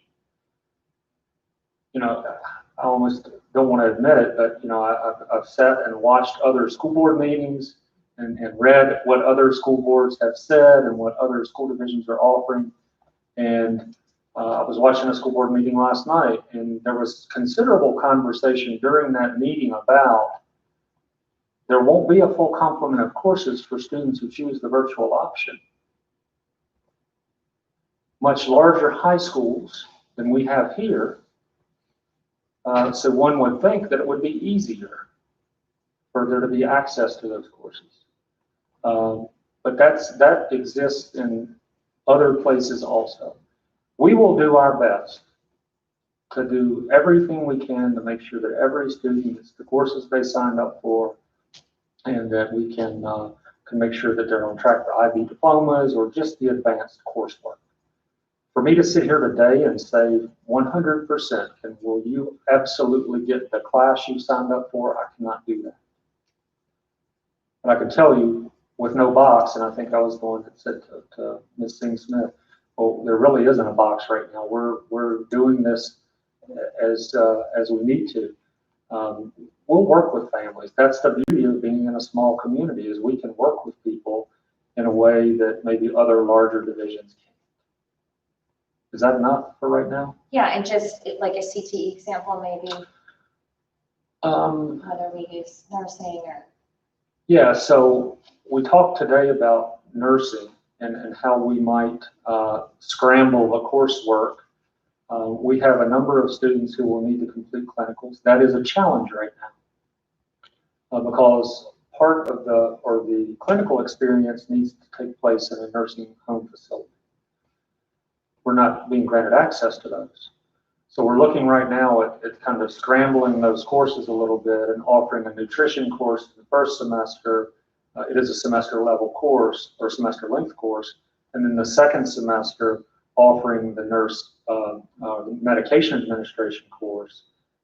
So students can have that once they get the clinicals finished. We hope that we will be given access. And then they can take the med administration course. So that's the kind of thinking that we're doing right now, and changing courses around and looking at different opportunities to try to make sure students get what they need. when they need it. And I think we also, and this is a decision for Ms. Learing, so I'm not imposing any of this on you, but I think we also talked about in these examples of competencies, right?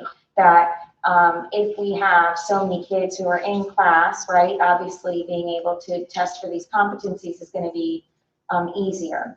But what about these students who want to take the class but then need to do these competencies? So one of the things that came up in the middle school, high school planning conversation was perhaps having small groups of students in the CTE programs at both the middle and high school be able to come in. Most CTE classrooms are fairly large, depending on if you think about Mr. Drucker's shop or Mr. Taylor's computer classes at the middle school, fairly large rooms where students could be appropriately distanced with a mask and then demonstrate those competencies in small groups. So that, you know, a group of 6 or 8 students could come in, they could demonstrate the competencies, and then they could be, even if they chose a virtual environment, then they could be on their way home. Because we, as I mentioned the other night, and maybe mentioned several times, there's book learning that can occur in every CTE course. The competencies is where we run into some issue. So we will have to think outside the box there. But part of the thought has been that small groups of students could come in and do that in a way that wasn't in violation of any guidelines, kept appropriate distance, and still gave students the opportunity to take those courses. Right. So by no means are we sitting here saying we're going to offer a la carte, right?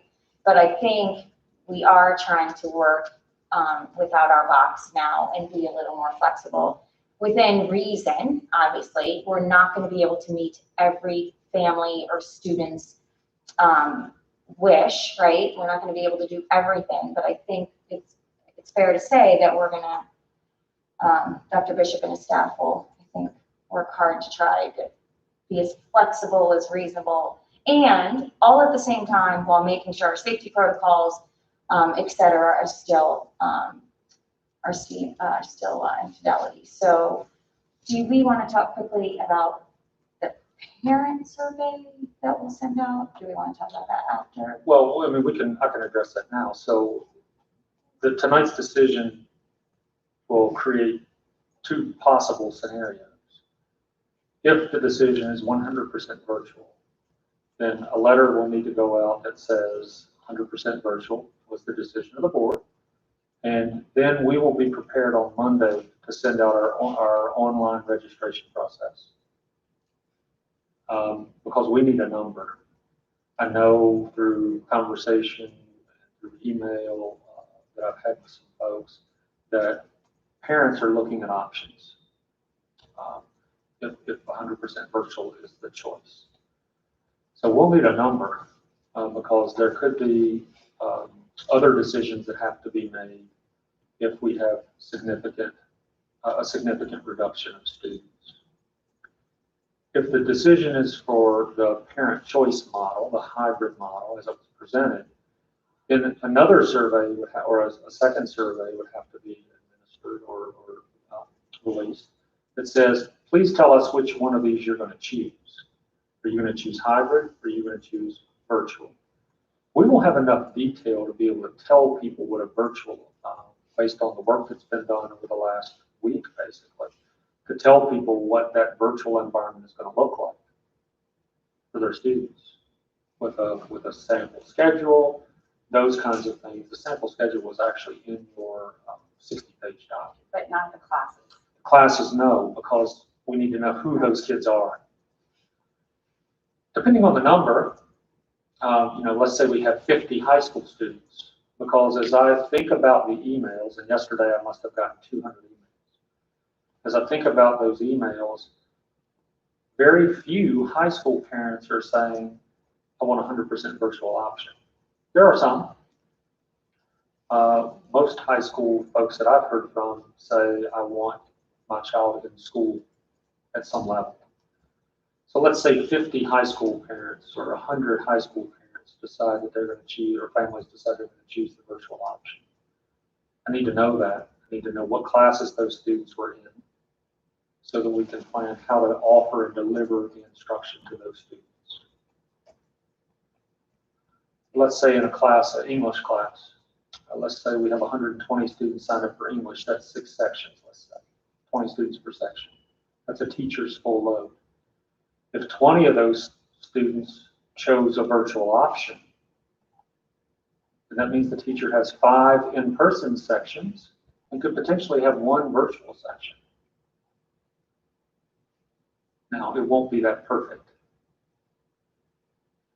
because there'll be students from, 3 in the 10th grade and 7 in the 9th grade, and it won't be that clean. But I think we can figure it out. I mean, collectively as an admin team, we can get this figured out. But we have to have that information first. Who's going to be virtual, who's going to be hybrid. So we get that information, middle and high school kind of figure out the schedule, figure out sessions, and then we get back to our virtual families and we say, here are your classes, here, I guess, here's how they are delivered, here's what we can do. If they come back and say, we've actually decided this course is so important to us, we want to go ahead and come hybrid. We want to go ahead and do the hybrid. Are we allowing families to change their minds? And if we are, where is our sort of deadline? Right? We'll have to have a deadline. So my thought is that any survey would be released no earlier than Friday, but more than likely next week. We would let people have a week to respond. Then there would be some follow-up, obviously from folks who don't, some reminders then. So once we can start to look at those numbers and how many are choosing hybrid or how many are the part-time in person versus how many are 100% virtual, maybe it depends on, if we're starting on the 31st of August, we need to know probably the next week. So by the end of the first week of August. Okay. We need to know. If you couldn't get a certain course and you changed your mind. Okay, but we're going to be able to communicate that beforehand, right? Oh, Yeah.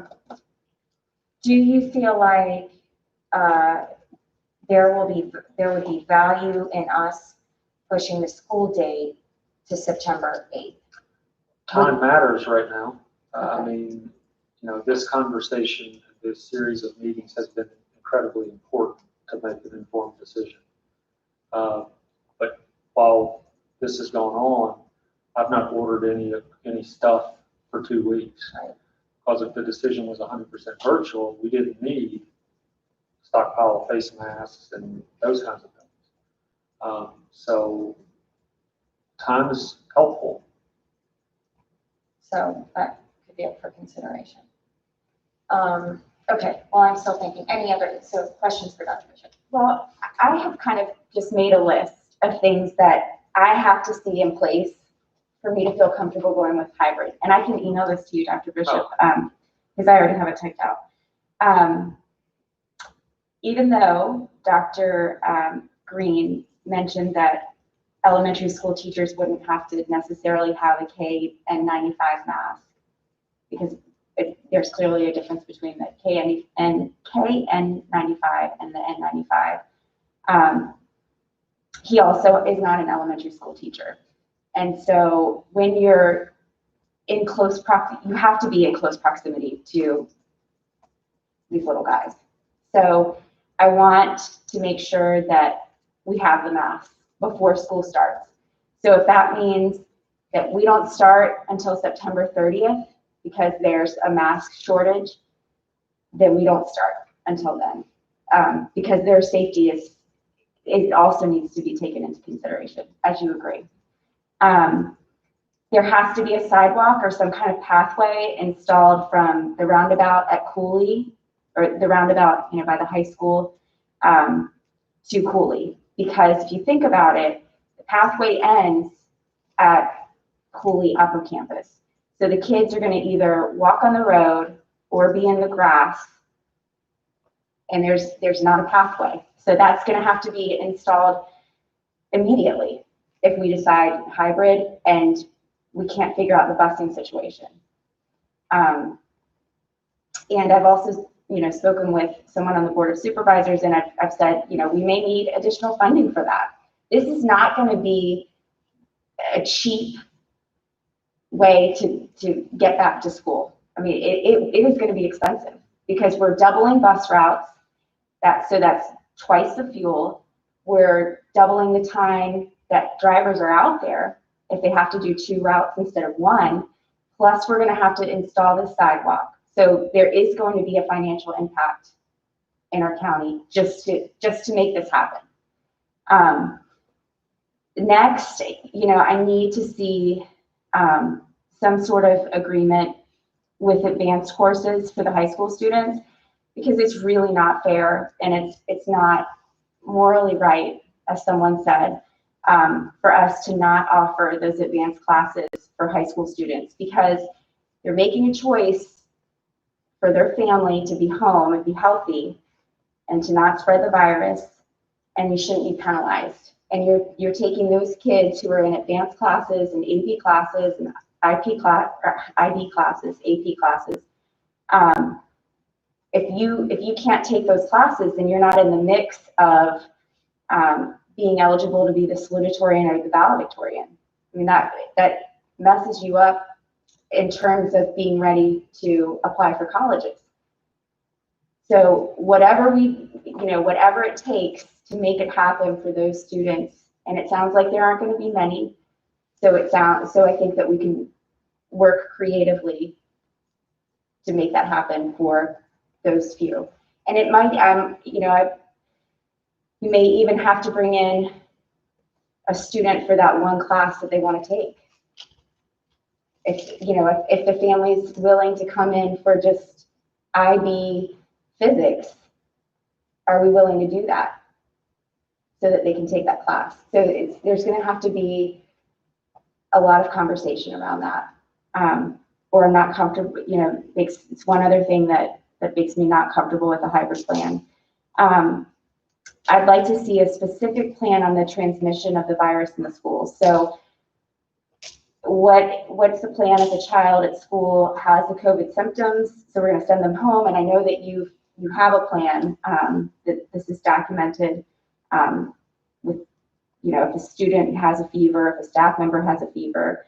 I also I guess I should have asked Dr. Green this, but will the school system provide testing? Is there a plan in place for testing with the health department if we think that someone has COVID? I'd like to see in the hybrid plan, and I've already mentioned this, that the temperatures change to 100 degrees, which is our current policy as a school system. I'd like to see a plan with hotspots and mapped out through the county, which you've said that you guys are working on, to be ready to go for the first week of school and the event of a closure. But also for those families who decide to learn virtually.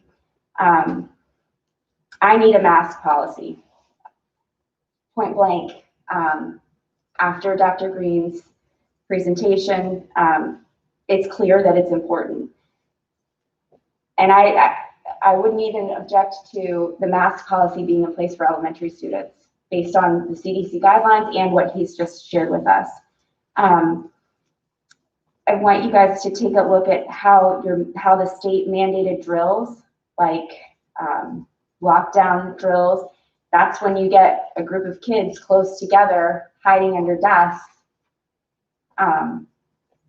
to prepare for an active shooter or some sort of intruder. So we're gonna have to figure that out. I've wondered too, if an elementary student shows up with a fever and symptoms and they walk to school, then what's the plan? Is the child gonna be allowed to go into the school while waiting for a ride? Are they gonna have to sit outside? Who's gonna take them home? What's that communication gonna look like? I've wondered too, should screenings take place before a child even steps out of a car? And childcare is still going to be an issue with the hybrid plan, because your child's not going to be in school every single day of the week. So there are still 3 days of the week that are going to have to be accounted for. And I'd like to see our county work on figuring out some sort of way for families that really, really need that support. And I've also wondered if Cooley Upper Campus could be used, but can continue to be used by Parks and Rec as a facility for daycare. We've already discussed that, Okay. and that's kind of the plan with the child care Okay. piece. And I think that's it.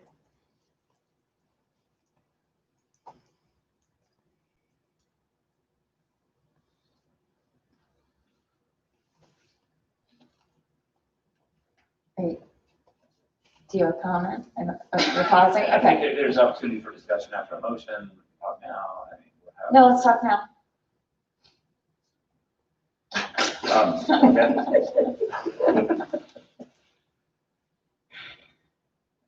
I think,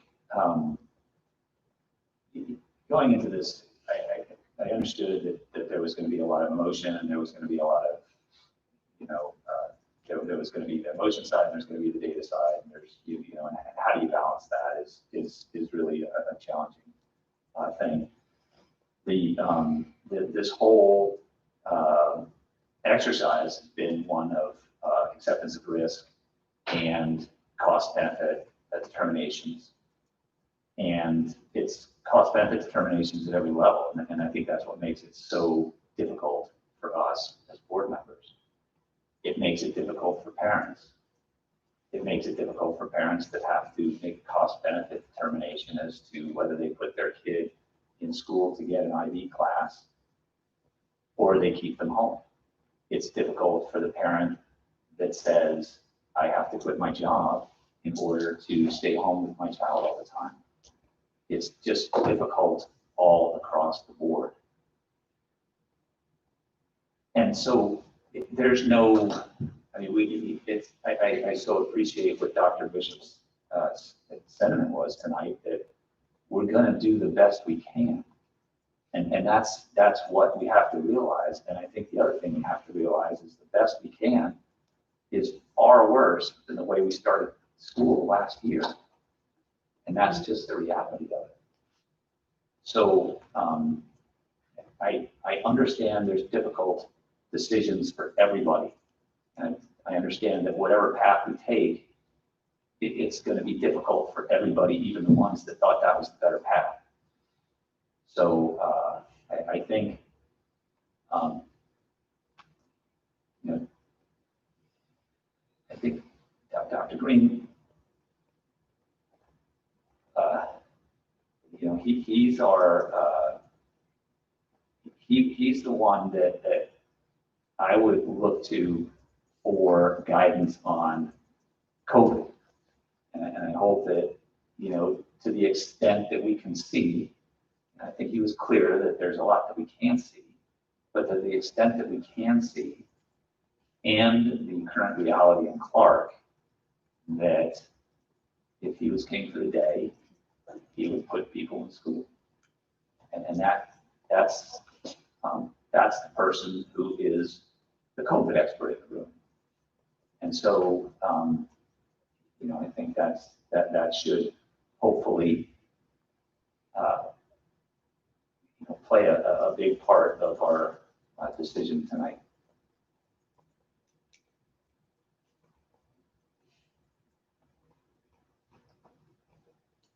I'll leave it at that. Mr. Shute. This is our sort of discussion prior to a break and a vote on this. That's right. I'm going to try and be brief. I'm not, I do not see myself as qualified to make such a decision. However, I will say that I think this board as a whole, all of us have spent an incredible amount of effort trying to bring ourselves up to speed. I agree with John, what he said, that if you try and go through all the choice trees, it's easy to lose sight because there's so many things. But as somebody not trained in the field, as somebody feeling my way, I am going to back off. And I said it the other night, game theory, I am going to avoid the worst possible outcome. And to me, the worst possible outcome is to bring everybody into school. How you avoid outbreaks is you keep large gatherings from happening. You obviously do, as he said, you socially distance, you wash your hands, you wear your mask, and you do not gather in large groups. So to me, trying to achieve all those things with a population of children, adolescents, and teenagers is difficult.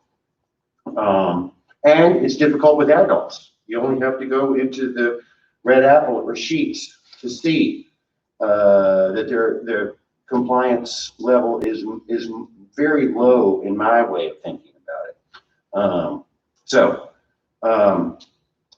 The other thing that was my epiphany for the last couple of days, I had 3 different people that called me and said, I've heard that everybody is really down on the virtual learning. It's easy to be down on virtual learning when you're over 60 like I am. I have to struggle at times with it. But as I thought about it and listened to what these people said, my kids have learned how to do plumbing at their houses on virtual learning. They have learned to do things that I have never thought about doing. And these people recounted the same things. They're much more used to learning digitally. Even the people in my office, almost uniformly over the years now, have switched to taking continuing education classes online rather than going to a class. And I'm going to say I have great confidence in Dr. Bishop's crew, our tech people, our teachers, to be able to put out a better product, given that you've got time to prepare for it, rather than to start at a cold start and have to prepare basically a 2-month curriculum. I have great confidence in their ability to make it a different one. Our tech folks, everything. But it's not fair for me to think about what virtual learning is to a 60-year-old. It's better to think about what it is for a teenager who has been, this is the way they think. They have been brought up to think differently than I do. I do not discount what was said here about the value of learning, but we're not talking about losing a whole elementary and high school career. We're talking about losing, if you start in March and you go through hopefully to December, but it might be the spring, you're talking about losing a year. Heck, I broke an arm so bad when I was in the 3rd grade, I guess, that I missed virtually a year. And when I came back, it wasn't like I was dead in the water, and there was no real plan for, I got sent home some books and some papers. I don't think that losing a year is the end. And we're dealing with a different world. The world has changed under our feet. So I think I'm one that I'm willing to consider if things get better, if we look at it 2 months down the road, say I think it was suggested at the end of the quarter, and all of a sudden we're more like Rhode Island than we are like California. But right now the numbers aren't moving in our favor. I know that it's largely confined right now to the increases, but it's not like it's decreasing in the rest of the state. We're having net increases over the last couple of months. And many people say that they said in the spring that when it got hot, it would go away. Well, that's not the case. And the hottest parts of the country are where we're having the biggest outbreaks. So the other thing they said is it thrives in cool weather, and that there's a second wave expected somewhere. So to me, another worst case scenario is to go in, do a hybrid, and a month in, we've got to close all or part of the system down. That is the worst case for families to me. At least if you start at the beginning of the year and say, for the foreseeable future, we're going to be going virtual. with the opportunity to grow into the other, if conditions improve, I would prefer that. I don't have children in the school anymore, but if I was, I would rather go that way than to say, oh, this is the new reality, and find out a month later, no, now we've got to go all virtual. And it also, I think, takes away from the ability to plan a very vibrant virtual. I'm almost done. I'm trying not to bore you. I had talked about the exceptions for the most vulnerable. I must say, the arguments I just heard are quite persuasive to me, that perhaps I didn't think that problem through. And I hope, as a layperson, I'm not apologizing for that, but that does need some more thinking. However, I do think that if we are going virtual, we have to be able to ensure that the people, I think it's 140 kids, or I think it's the number that's been, that have none or very weak internet access, we have to take the responsibility of providing them a way to get in. I don't know what the best is. To me, it seems like we could take the cafeteria, open it up, have it be available, limit the number of people in there so everybody is really socially distanced, and at least give a person a chance to come in and download and upload what they have to do to keep their work doing. It is the worst possible scenario for those people is I'm online and I have no way to be online. And I think what made it really bad for a lot of those people was the library closed down. We don't have that many places in our county where you can go get access. So all of that said, I'm going to vote for online, virtual. I've thought about it until my finger is sore, but I want to assure everybody sitting at the table, when you're on a board, you support the will of the board, and whatever the will of the board is, I will support it and do my best to support it. So that's what I have to say. Ms. Ryan?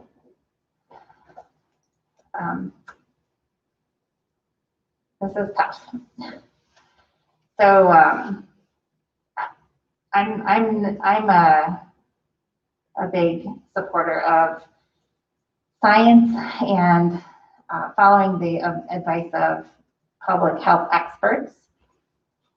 I appreciate Dr. Green coming and sharing his perspective as a doctor with us. And I also appreciate his candor about,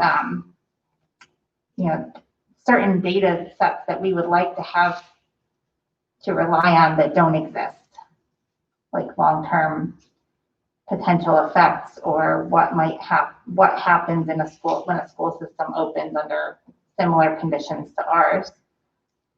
And I would, I was comforted to hear him mention the temporary nature of the situation. I think, we're not just, no one is disputing that face-to-face instruction is better. It is. Just, as a parent of two kids, distance learning was not a picnic in my household, personally. It was very difficult. There were plenty of, there's lots of screaming and crying, and sometimes my kids also didn't want to participate. So it was all around. It was difficult. And it's temporary. It was temporary, and it was, it was hasty. We didn't have the notice. And it makes me really happy to hear from Dr. Bishop that teachers are already thinking about this. And so part of my, my initial reservation at not going hybrid from the start was that we would have to scramble and put together a last minute fully virtual product, and we would be squandering time and resources that could have been used to improve that product. And so I am happy to hear that, and not surprised at all that that our creative teachers are using their summer to figure out how to be even better at their jobs, because that's what they do. So I'm trying to balance Dr. Green's advice as a public health expert, and that weighs very heavy in my mind. And then also balancing that with the acknowledgement that he's not a kindergarten teacher. And so he can't imagine what it would be like to try to implement some of these undisputed best practices in a classroom full of children. So those two things are in my mind right now. If we did choose the hybrid model, kind of similar to Katie, I have some items that are really important to me. The N95 masks for teachers of students who can't or won't wear a mask, because they're young or whatever, not because they're refusing necessarily. We have to have those. I know that I could not support any plan that forced a staff member to teach in person if they or a loved one has a risk or a health concern. I would have a really hard time with that. I wouldn't be able to support that. So parent choice is important. I think teacher choice is also important. And I know we've heard from lots of teachers who have told us, I want to be back in the classroom. I don't want to teach virtually. And so hopefully, those numbers would work out such that we could bring those groups together. I had the same question as Katie, would we allow, or maybe John, would we allow a family to take only one class in person and remain virtually if that class was really important to them, and be flexible with that? In my own family, we decide when it's appropriate to spend risk and when it's not. And this board meeting is the riskiest thing that I do in my life. I don't go in stores. I don't do anything. I don't go in other people's homes. But when something's important, you may decide to spend a little bit of risk to do it. So I think that we could leave that up to families, or maybe families who only want to do things, types of therapies that need to be done in person. Speech therapy makes sense to me that could be better remote because you don't have to cover your mouth. But there might be certain therapies that need to happen in person. And maybe that family would choose to come in to receive those therapies and then stay virtual for the rest of the time. I would want to see outdoor activity and instruction seriously considered, and using the outdoor spaces of our school campuses and our parks and our fairgrounds, as much as possible, getting those kids outside for learning, because one of the things that we do know is that outdoors is safer. And then, in the back of my mind, there's this thought that if we are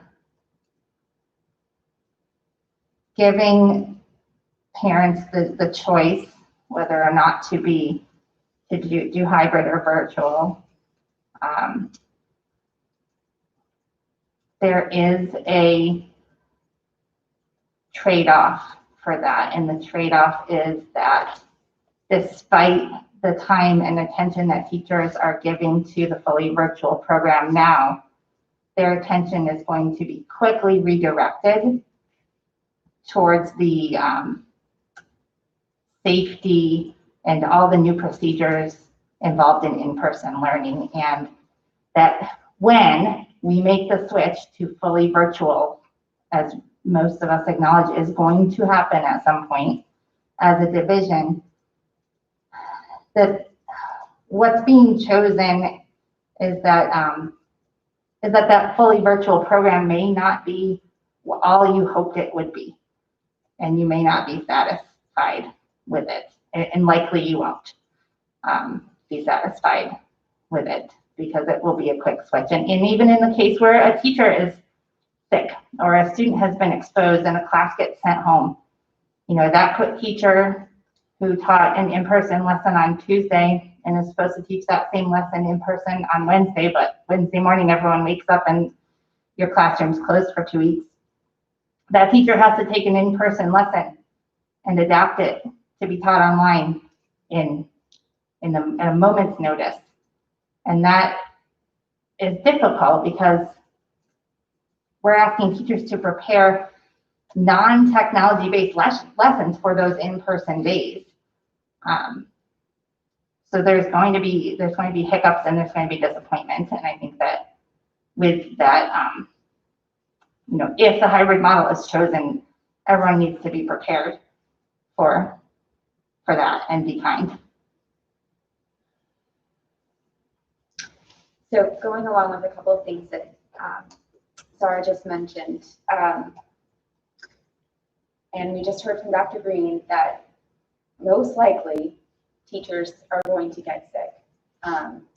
And it could be multiple teachers, it could just be one or two. And I shouldn't even say the word just because it sounds like a nasty virus. What does our substituting look like? And substitutes are hard to come by, especially during the flu season. And is that at that point, is that a point where we say we've got to close because we can't staff our classrooms? Or are we going to eliminate specials in elementary school? I guess, and these aren't questions, Dr. Bishop, that you should have to answer tonight, but I think that this is something that I need to see added to the plan or added to your staffing plan. What if you get sick? What if Mr. Catlett gets sick? Like, who's going to step in? Because that's a very real possibility with having family members at all 4 schools, or 3 schools, 3 out of the 4 schools. So, are we, like I said, looking at specialists coming in to teach for elementary school teachers who may have the virus? We're going to have to, it's going to take some work. Yes, it will. And I mean, obviously this virus has created a level of planning and created some issues that we've never dealt with before. At least in my, 55.7% of my life has been spent in public education as an employee somewhere, not including my school days, 55. So I've passed the 50% threshold of my life in public education. I've never dealt with anything like this, and I've had a wide variety of experiences. So sometimes there is a perception that there are some issues when we have plenty of people on the list, and this seems to be a conversation frequently during the middle of the year, especially when flu season hits. Minus COVID, or your child gets sick with strep throat and you're home for 3 days.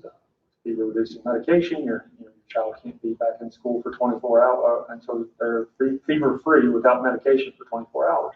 So we often have staff members out. Instructional assistants, specialists, this year will be different in terms of really an all hands on deck approach. And we have used instructional assistants as an example to substitute in the past.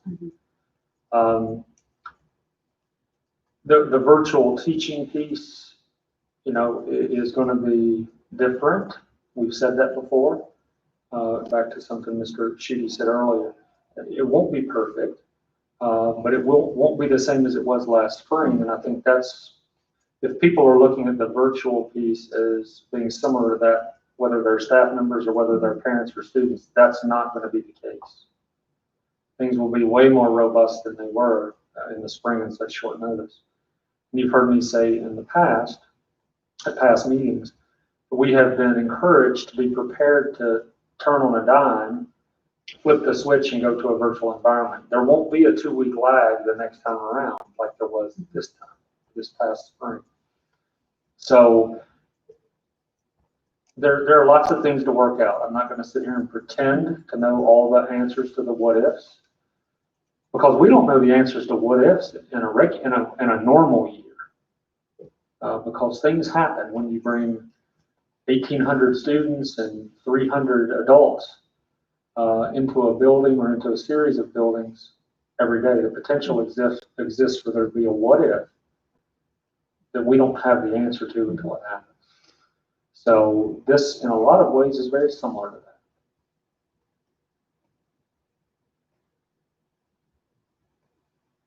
But not really. Well, I mean- No, I'm talking I about just in mean- terms of the, Okay, how we right, respond to right, a situation. I and mean, being- I understand COVID is not like Right. anything that I've ever dealt Right. with, you've never dealt with. So, Right. it's not the same, but I guess my point is this.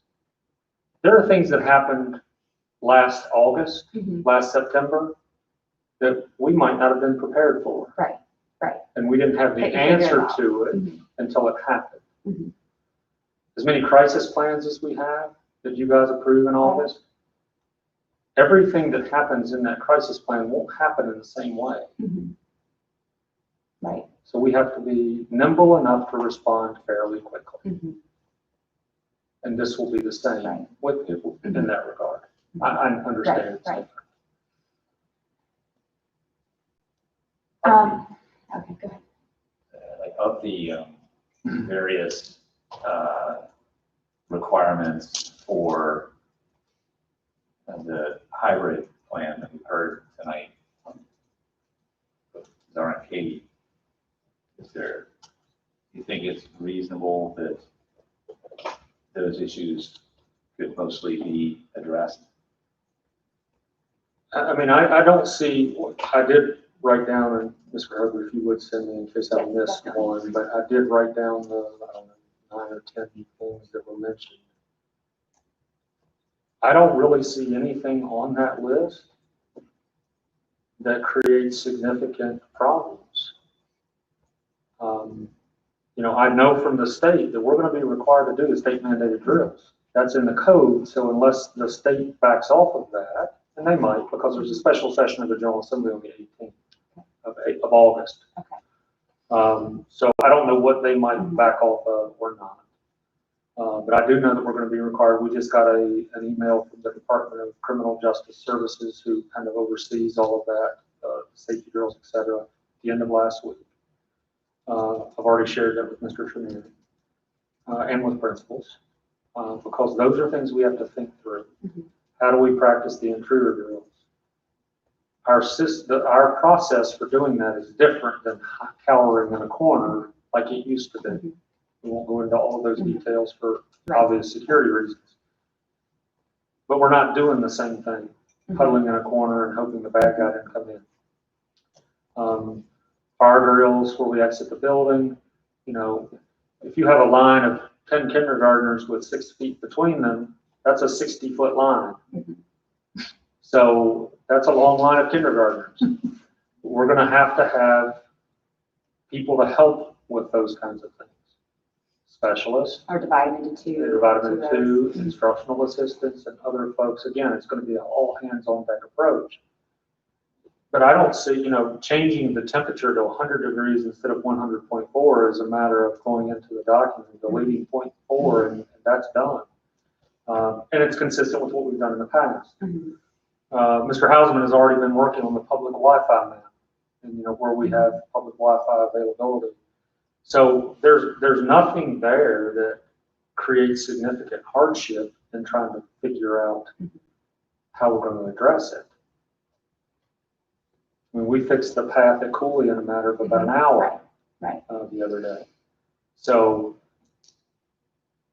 again, I don't see anything. The biggest issue out of all of that, and we've already started to address it, is probably the child care situation. And working with Parks and Rec and the county, with Chris Boyce, our county administrator, we need a number. How many people need child care? Right. So that will be part of the questionnaire/survey that goes out to parents. If you choose a hybrid option, do you need childcare? Mhm. Yes or no? Mhm. Or would you like more information about childcare that could be provided? Because some folks might already have some arrangement. And would middle school be included in the child care? We've talked about K-5 or K-6 Okay. is the conversation that we've had, that I've had with the county folks. And some of that is based on the success that Parks and Rec has had with older kids versus, there's a threshold where they don't want to be in child care anymore. Yeah. Right. But are still pretty young. Yes. also in regards to a staffing concern, I really do worry for women who are pregnant or spouses who have someone pregnant in the home. And I strongly encourage those individuals to be able to teach virtually. I don't know if they're covered under. I'll talk with Mr. Catlett about that. I did write that down on my pad as a, That's very concerning note. to me. that we'll address. But I did write that down. And so I also just need to say this too. We haven't talked much at all about the silver linings. And, you know, for some people, virtual learning went well. And there were friends of mine with whom I spoke, and they said, you know, it hasn't been bad. Like, you know, our teachers have done a fantastic job making things go as smoothly as they possibly could. So it hasn't all been negative. And I feel like the conversation goes very negative when we think back to last spring. Also, I think that there could be some great things that come out of a hybrid situation. One being that class sizes are really small. You can't hide in a small class. You can't hide in a class of 10. And we typically don't have that with middle school and high school classes. So I think that there could be benefits with that as well. That you have that face-to-face teacher time and that interaction and that relationship that you cultivate could actually be improved in this situation. We'll see.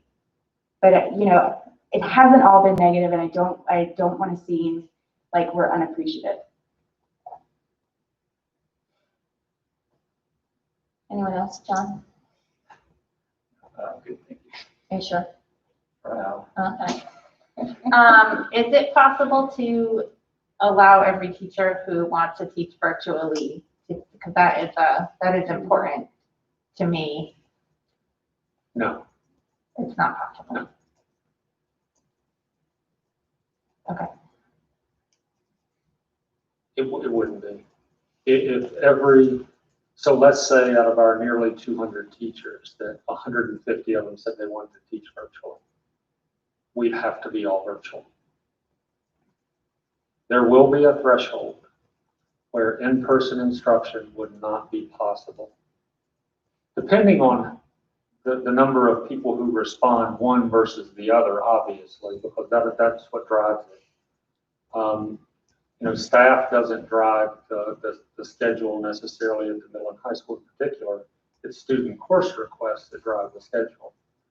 So if, as an example, out of our 1,800 students, if 1,300 of them choose to be here in person 2 days a week, 1,300 families, and we have 500 who don't, but yet we have 150 staff members out of 200 that say, I want to teach virtually. 50 people can't service 1,300 students in the school setting, in an in-person setting. So in that case, we would either say you have to go into the classroom, or we would revert to 100% virtual if we didn't have the staff to meet the need. Correct. And Mr. Catlett has been working through the process with employees who indicated a concern at the time of the survey. And I know he's had some personal conversations with those individuals. I know, based on some more correspondence from another group of teachers, that we have 25 or 26 people who said, put me back in the classroom tomorrow, basically. So I know we have that number that want to come back. But no, there would be a breaking point, a tipping point, if you will, where it would have to be 100% virtual. Okay. I'd like to think, I think we talked about this, that the way that we're trying to work in being nimble for our students in allowing, allowing them to access various courses, that I think there would be the same opportunities with being a little nimble for staff. There are certain conditions in the law and one of the acronyms that came out of the CARES Act. And Mr. Catlett is far more versed in that than I am, to be honest, because he's taken on the task of having a conversation with the attorney about personnel guidelines. There are certain conditions that qualify people to be considered for telework. He actually has a flow chart, or in this case it would be virtual learning. He actually has a flow chart that if you answer yes to this question, you go to this question. If you answer no to this question, then you go down and go and ask this one. So that was all provided to him by your attorney, by your school board attorney. And he has been using that process as he's had conversations with folks.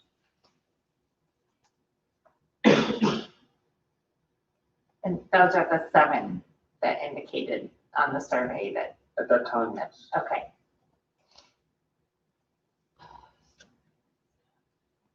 And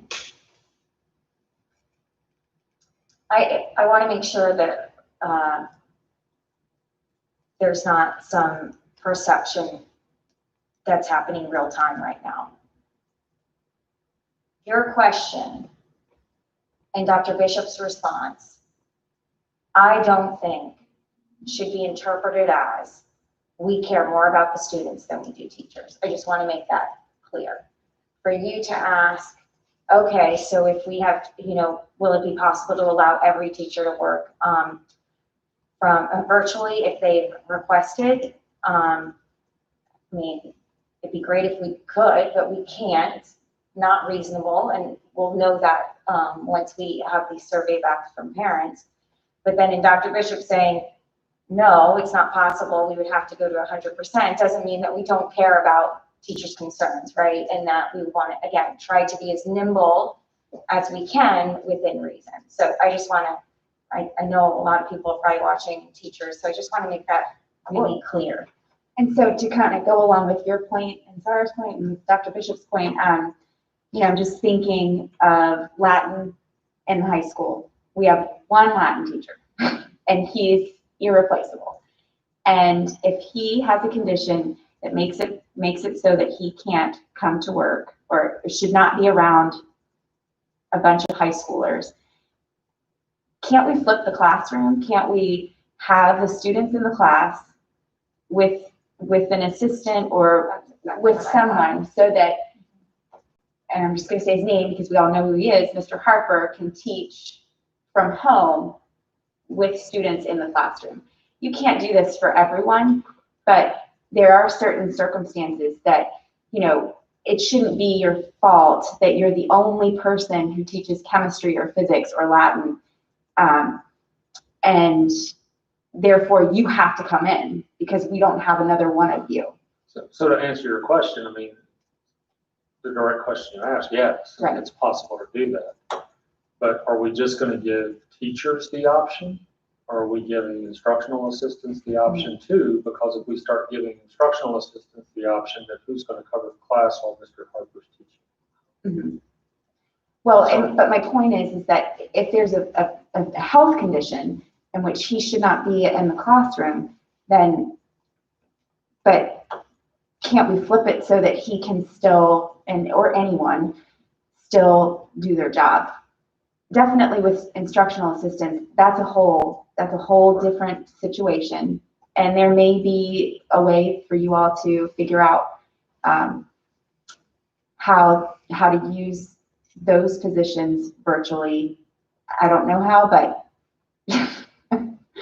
I'm sure there's something. But those would be extenuating circumstances. But I do feel concerned for those few specialist teachers that you're in a really tough spot. Right. Yeah, I mean, to answer your question, yes. I mean, is it possible that we could do that? It's possible. Mm-hmm. there are some things we have to work out to do it that way, but yes, it's possible. I used to go firewood with Phil. Firewood with Phil. He's a pretty stout guy. The best. And I think that with, and correct me if I'm wrong, but from what I think we've discussed previously, the teacher themselves has to be the one with the health condition, not a family member, to receive this special consideration. And that's, I think that's kind of where I want to go a step further and be able to take the, spouse with cancer or the immune suppressed child into consideration before we force a teacher to choose between, their stepping back from their career for the health of their family. As I said the other day, I mean, we'll work with people the best we can. There are there are specific individuals that are outlined in the guidelines in the federal government documents. Initial contact with the school board attorney was that it needed to be the individual. But again, we're small and we'll try to work with people the best we can. There will be some circumstances where a spouse at home or maybe a child at home has some issues that are medical issues that we need to work with that employee. Again, depending on the number, that might mean that we don't have our critical mass of people that we would need to be able to offer in-person learning. So where is that threshold again?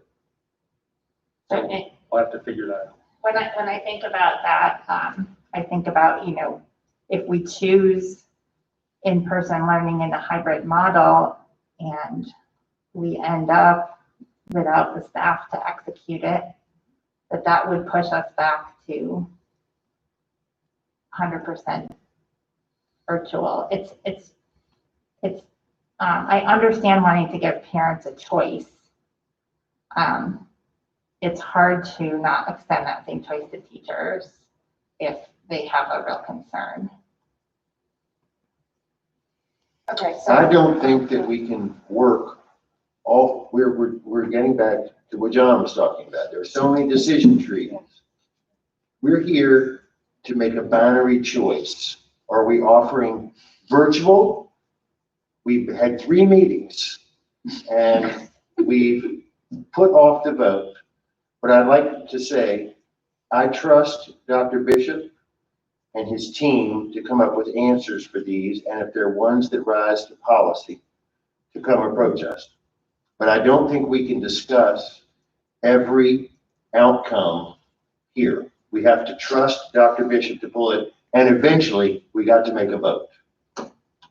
So. Are you still planning on having a break? Yes, and so thank you for saying that, because I was about to step in a little. So again, and I please, I know people know me, and I hope they trust me. Again, I think we will try to be as nimble as we can in the health protocols, within the health protocols we put in place that are in reason for both families and staff. But to what end? We said last on Monday, Dr. Bishop gave me the number of 1,100 families. Everybody is going to have a story. To what end are we going to try to meet all 1,100 families, right? To meet their needs. We have 300 teachers. To what end? So I'm not trying to sound like I don't support, but if we're bringing kids back to school, no matter how we do it, they're coming here to be taught. I mean, we're teaching them, right? I mean, this is the whole point, right? We're trying to figure out how we're going to educate these kids. So I hope I'm not sounding insensitive. I'm really not. But for us to be talking about these weeds and, Well, and I have then to talk about the weeds before I'm comfortable to say. This is my question. We're supposed to make a vote tonight, right? what are our non-starters? So in two ways, if certain things cannot be done, or we're not ready, or we don't have by this now maybe new start date of September 8th, what are those things? What are going to be those non-starters? September 1st, when we realize we don't have A, B, C, and D in place, are all of a sudden, you know, we're going to go, wait a minute, we can't start September 8th and we're putting brakes on everything. That's one thing. Secondly, if we are going to vote for this hybrid, which, let's just reiterate, is 2 days in school, 3 days out as one choice, and 100% virtual for others. What do you need to know tonight? Which we're not going to have exact answers. So your list, right? We know Chuck doesn't have exact answers, right? But some of the things we can do most of them. Right. So, and then some of the things you brought up, right? We have to deal with that down the road. So that's my point. Like, what is it that we need to know tonight? There's nothing more than we can know. So I'm just asking Zara and No, Katie, so I just need to understand, right? That like, You mean we vote tonight and then a month from now we say, oh, look, wait a second. no. So, okay, we got to vote, but what is going to make you feel comfortable enough for, you both put some things on the table that are incredibly important, and they needed to be raised. Chuck has said, yes, I think they're doable. Yes, they're possible, you know, but we obviously need to get back to work tomorrow. We need to get the survey out. We need to do all this, right? What details do you need to know to decide whether you're going to go with the 100% or whether the hybrid is an option? Am I making sense? Yeah. Okay, Yeah. all right. I have an So, answer. Okay. So, I mean, I know that all of those details, the answers to those don't exist at this moment. I guess what I need to know is that if we cannot meet our safety obligations to teachers prior to the start date, that you're going to bring that to us, and that maybe we're going to put the brakes on at that point. I could not imagine opening if we cannot execute this with complete fidelity. I think, you know, I can't imagine pushing forward saying, well, the 95 never came in, but we put out a date and we're going to stick to it. Like that's what I guess I want to know, that you would bring that to us and say, hey, what are we going to do with us? Yeah, I mean, obviously, I'm going to keep you in the loop of where we are. I happened to get an email today. Somebody has N95 and KN95 masks in stock. Oh, great. Ready to ship. Came in right before I left, about 5 o'clock today. So, and other PPE kinds of things. The biggest challenge right now is those medical grade items, because they're the ones that are being seized by the government, is my understanding, and being redistributed out to healthcare facilities, which makes sense. But this company says, at least, I've not talked to anybody yet, they have both styles of those masks in stock. I've already started to stockpile. I mean, we could sit here for hours on end talking about what ifs. And some of those I'll be able to respond to and some won't. And, you know, I'll go back to maybe what was a bad response earlier when I said this is, you know, we deal with this often. Not COVID, obviously, but we deal with what ifs every day. When the doors unlock at a school, we deal with what ifs. This is a little different. So yes, I mean, to keep you in the loop, I have to. I mean, this is not one of those things that I can just say, oh, well, I'll just wait another week. I mean, Mike Legg, and I shared with you, you know, his second email last week about the masks that we ordered a month ago that weren't here yet. He is getting a shipment of 600, and I asked him to put 300 of those aside for me.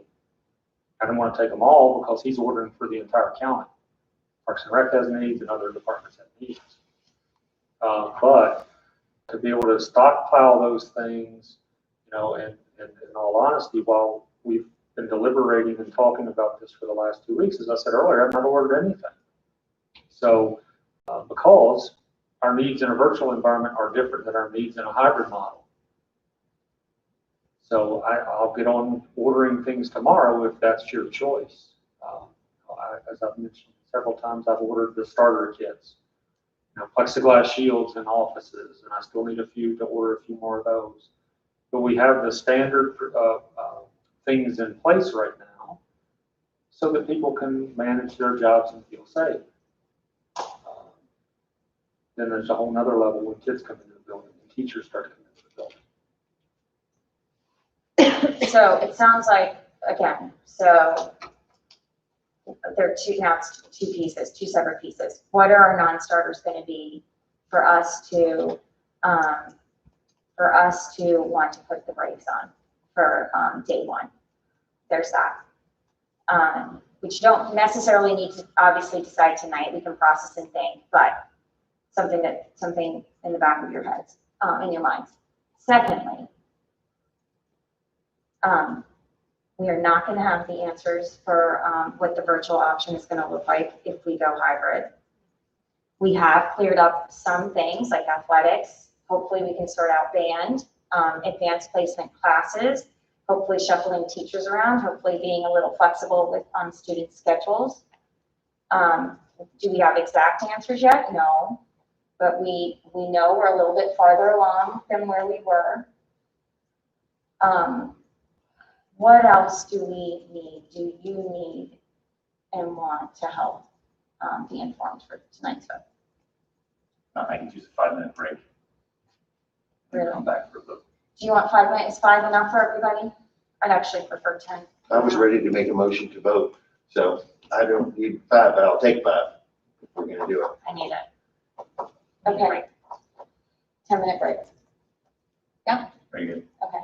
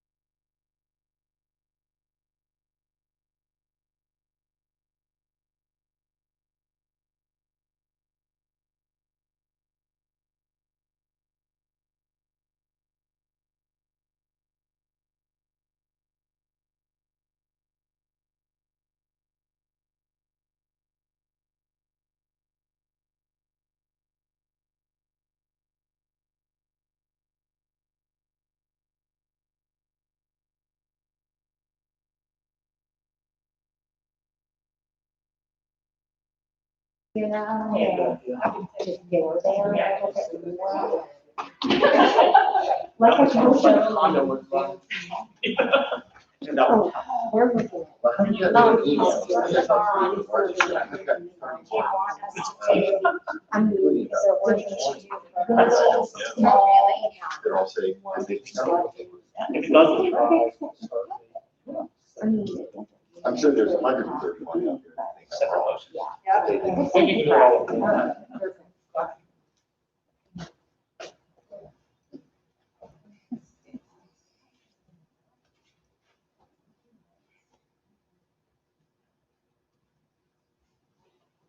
Are we ready for the drum roll?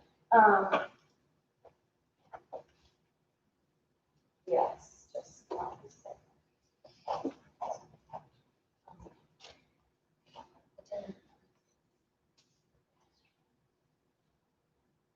Okay.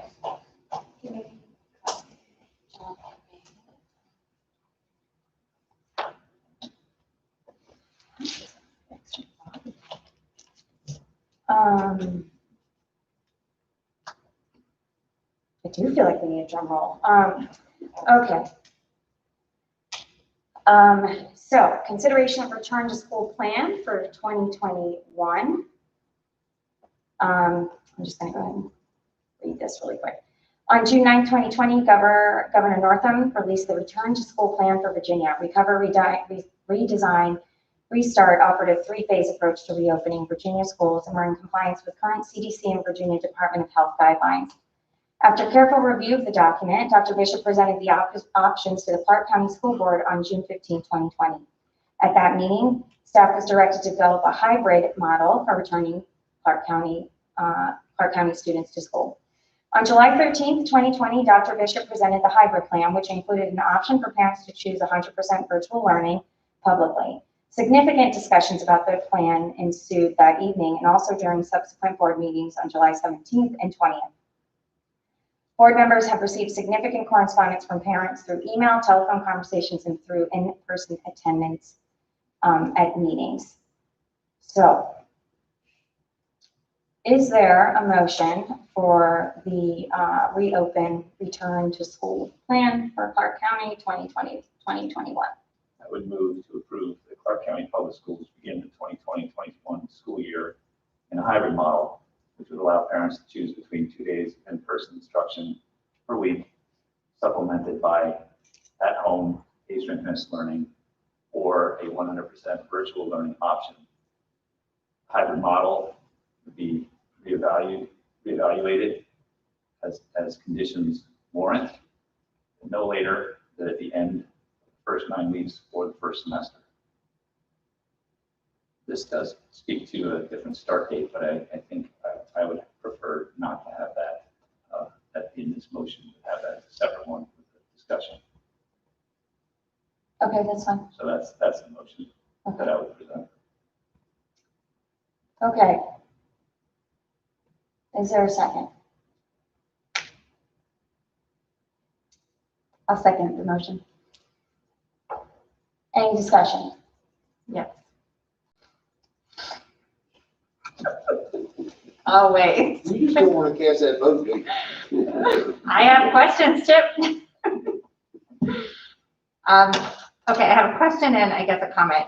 So Dr. Bishop, I know that in Fairfax and Loudoun County, where they both both boards voted to reverse their earlier plan for hybrid and choose instead 100% virtual, they did so based on the recommendations of their superintendents. And I know that you proposed a plan to us 10 days ago now, I guess it was. And I just wanted to be clear, you know, we've heard from Dr. Green, health expert. You're the leader of this educational system and the educational expert. What's your recommendation? What do you want to see? I was asked to develop a hybrid model, and that's what me and my staff put together. I believe that we can execute the hybrid model. But primarily the reason that I think it's one that the board should vote to approve is it gives parents a choice. Parents right now have chosen to put their students in Little League sports. They have chosen to allow them to go to a high school to participate in some of the workouts there. Parents have put their children in travel sports, baseball, softball, soccer. And, you know, I've seen them at the park as my family's in the park, walking the trail. I see students or children on the playground playing. Parents understand the risk. And I think they should have a choice in this matter. For folks who don't feel comfortable, they can choose the virtual option. It exists for them. For folks who want their children in school, they also have the option to do that. I have not talked with either Dr. Williams or Dr. Braybrand from Loudon and Fairfax respectively about why. And as you heard Dr. Green say tonight, you know, Clarke is not Loudon or Fairfax. But I firmly believe with this specific situation that parents should have a choice in making their decision. When they've already chosen to allow students to go into other settings that exposes their child to the virus. I would say though, that for parents who are listening on YouTube and for the Winchester Star and for other media outlets, that school's not going to look the same. Parents need to understand that. The traditional things that we've known as school starts with back to school nights and meet the teacher nights won't be done in the same way they've been done in the past. Face masks will be required. It is not a political statement. As you heard Dr. Green say tonight, in his opinion, it's selfish. So we're asking people to follow the guidelines, to follow the recommendations. This is, we have to work, and I'll reiterate some of what Ms. Singh-Smith has said over the last couple of meetings. We have to work together. This is not going to be easy. To be perfectly honest, if I was to try to take the easy way out, for me personally, it's the virtual model. In terms of my work as your superintendent, the virtual model is easier to implement. So that's a long answer to your question, but I feel very strongly about parent choice with this specific situation.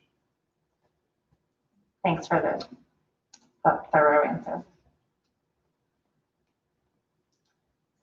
Any other discussion? I guess I can make my comments now. Do you want to make them during board comments, or do you feel like you want to make them? I want to say them before we vote. Okay, fine. Yeah. Mm-hmm.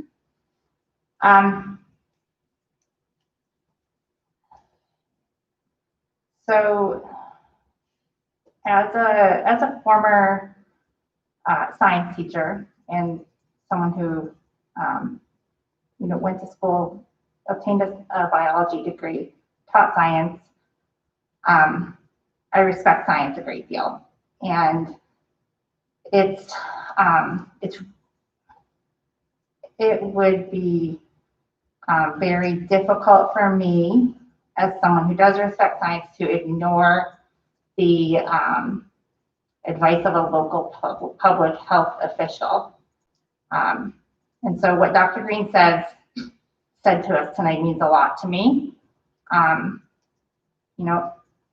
And I have some real reservations about the lack of data as far as this novel virus goes and what happens in schools, and all of the unknowns. I don't like to not know. I like to plan for every possibility and have data and err on the side of caution. And so I am uncomfortable with the lack of data.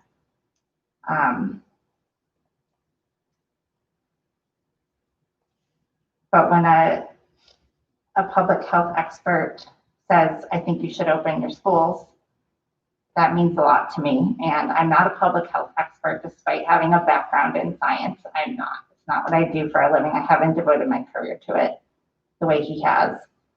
And I'm not an educational, expert like Dr. Bishop is.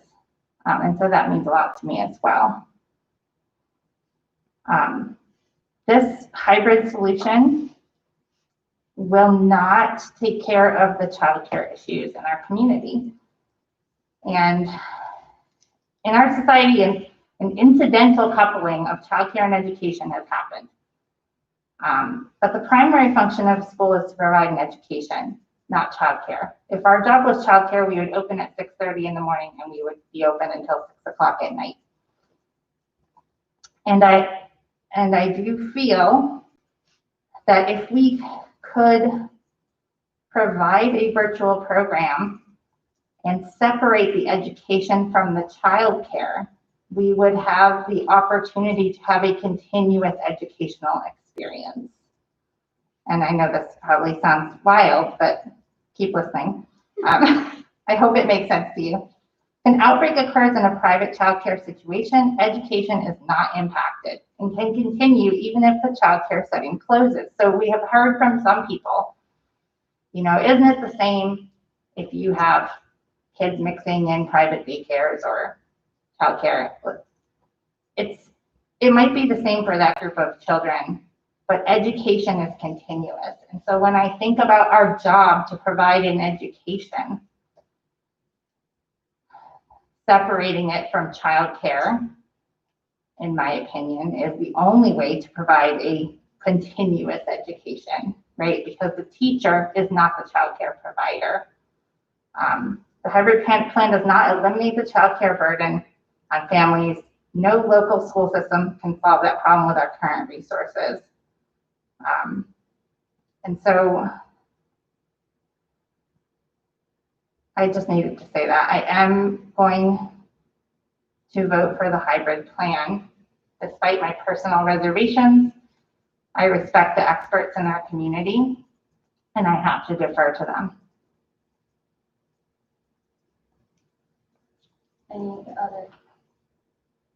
Are we going to do comments at the end? Well, Or we can have I have some discussion points, but if you want to have final thoughts, board comments, if it's something that Well- pertains to this vote.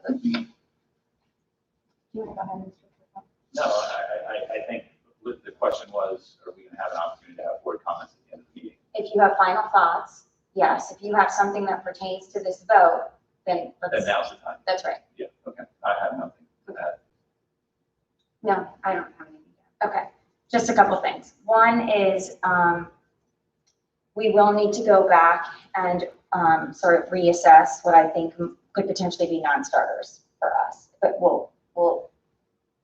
we can try to evaluate that and know what it looks like. But clearly, some of the safety protocols, I think, are definitely incredibly important. Actually, these are questions, so I shouldn't bring them up. Nurse at Cooley. So again, probably on your path, but we'll need to address that as well. So that was just really a couple bullets. Okay, there's a motion on the table put down by Mr. Turpel, seconded by Ms. Kerhobert. All in favor? Aye. All opposed? Okay. Did you hear that? Yes, ma'am. Okay. 4-1. Okay, do we want a motion quickly for the start date then? Revised start date? If there's some discussion Oh. about that, I know Mr. Patel didn't want to couple those two items together, and we can talk about, I'm happy to address whatever issues or questions somebody might have. Yeah, I think, I was the resistant one to pushing the start date from August 17 to August 31. So that was 2 weeks. I recognize that we have delayed our vote by 2 days. And so I'm just, I would just like to hear the rationale for why we need 3 weeks from August 17th now, than just going with what we already conceded to, which was the 31st. Every day of planning will be helpful. I mean, in terms of getting plans in place, communicating with families about, choosing hybrid versus virtual, working with those families, specifically at the high school who might have some scheduling issues. I mean, in a given year, the high school deals with 400 or 500 schedule changes anyway among our 700 students. So that will take some time because it won't be in person. It'll be phone calls, virtual kinds of conversations. So every day helps in terms of planning.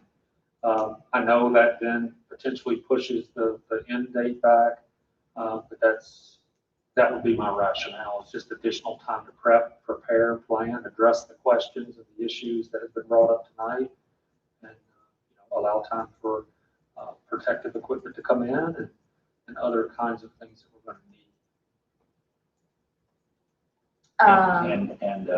I mean, I know it provides certainty, but I just wonder if you need to know tonight. I don't need to know as much as parents do, I think, because our planning is going to start again tomorrow morning. But for parents, I think they need to know, and certainly our staff needs to know, because it affects their report date potentially and those kinds of things. So we need to communicate with our constituencies more so than me or my staff. Although building principals are going to want to know too when people are coming back. I prefer the start date for the teachers to stay the same as what it is right now. I don't know that. So that was, it was August 13th and 14th for new teachers in the revised calendar, and that has not been totally sent out yet because of, we needed a choice or a decision on a hybrid versus virtual. Okay. And then all teachers would start the following week. Mm-hmm. So it's like the 17th. Okay. So I would like for the teachers to still start on the 17th, and then the new teachers to start on whatever their new start dates are, because I want us to be as ready to go if we have to go virtual, and to have those processes in place with this is what the slides will look like, using Google Slides, having a template, collaborating as much as possible every single day. Teachers are never really ready at the beginning of the year anyway, but this especially matters. So I'm really pushing for teachers to start as planned, and then the students to start a week later. Yeah, I mean, so then that takes out one of the stakeholder groups. So we got staff that's okay with not knowing right now. We got teachers that it doesn't really impact. So then it comes down to parents, and for that, I would say let's wait. I don't. I mean, we wait until our next meeting. we wait until we understand that we absolutely have to do the 8th, and we target the 1st. I mean, the 31st. I mean, we got to do this sometime. There are 2 points for me. One is the delivery of PPE. So that gives us some time. 2, once we get the PPE, it gives us a couple days to sort it out, get it organized, get it to who it needs to go to. And 3, that I can't now remember, but it's there. I said that so forcefully and now I've forgotten. Those are the 2 main things. 3 is Loudon, September 8th. Winchester is September 8th. And Frederick right now is 31st. Have they talked about maybe changing? Last night I did watch the board meeting online, and I did not hear, well, there was some conversation about it, but it was adopted as the 31st. Okay. So another reason for me to. I'm all for changing the date to September 8th when I hear that it's absolutely needed. But if it's just, right now, in case some things don't go as well as they could, then I'm reluctant to do that. So if you tell me tonight, Chuck, that it's absolutely necessary, I'm in. Well, every day of planning helps. I'll put it down. But every day So- that we get on the school help, so you get it. Well, I get it. If I had my preference, I would choose the 8th. Because if what I'm hearing from you is this, it needs to be as perfect as possible. Okay?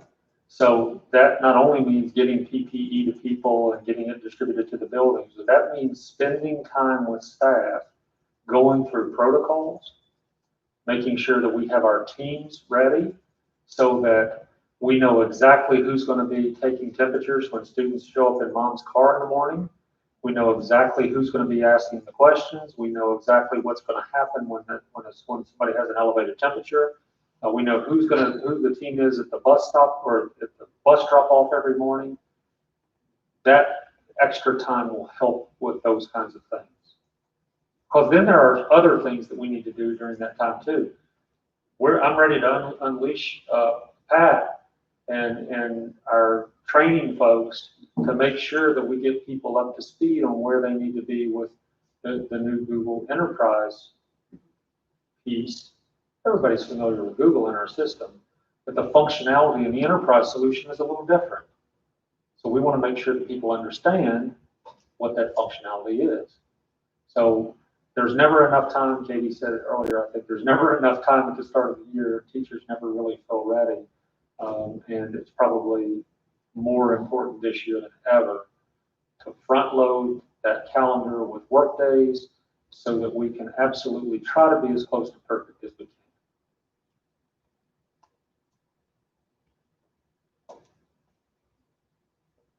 I'm for delaying the school year. I think that we're holding the staff and you and administration to an extremely high bar for execution of this plan in a safe way for staff and students. And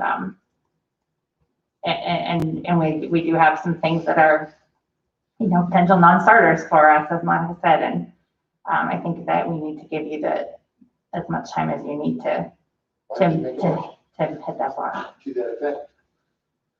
Okay, so I move that we start the start date to September the 8th for students. I will second that. Any discussion?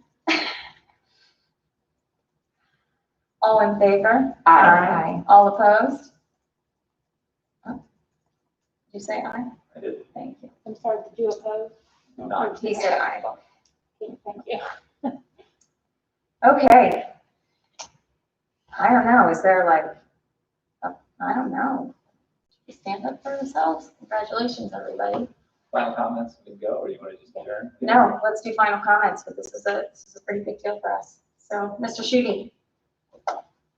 I think it was a good process. I think a lot of us changed their minds during the process back and forth.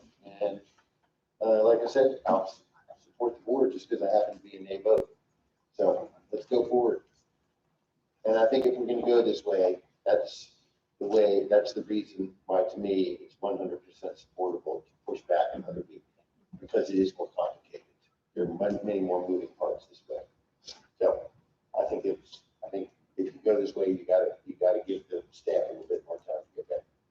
That's my comment. Ms. Ryan?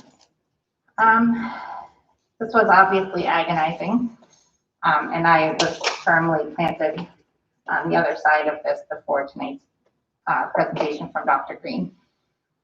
So I guess what I want to say is to the community and the parents who plan to send their students to school, if you have not been practicing mask wearing with your children at home, you need to start tomorrow. And they need to wear it for a long period of time, and they need to not touch it and screw around with it and wear it under their chin or under their nose. And you need to teach them the right way, because if we are going to put our teachers in classrooms with those kids, this needs to be 100% by every single one of us. And then I would also say over the next 6 weeks until school starts, if you plan on sending your children in person, keep school in mind as a priority for your family when you choose your activities, your social events, your travel, your play dates, your sports participation, whatever, whether or not you allow someone into your home, whether or not you go into someone else's home. Every decision you make, is it helping you achieve your goal of having your child in the school building with teachers? And I'm not trying to scold anybody, but, events like what was at the fairground last weekend give me real pause when I think, is everyone ready to prioritize school and give some things up in order to do so? And so I guess that's what I want to say in closing. What I would just say is that sadly, the easy part's over. And now the hard work begins.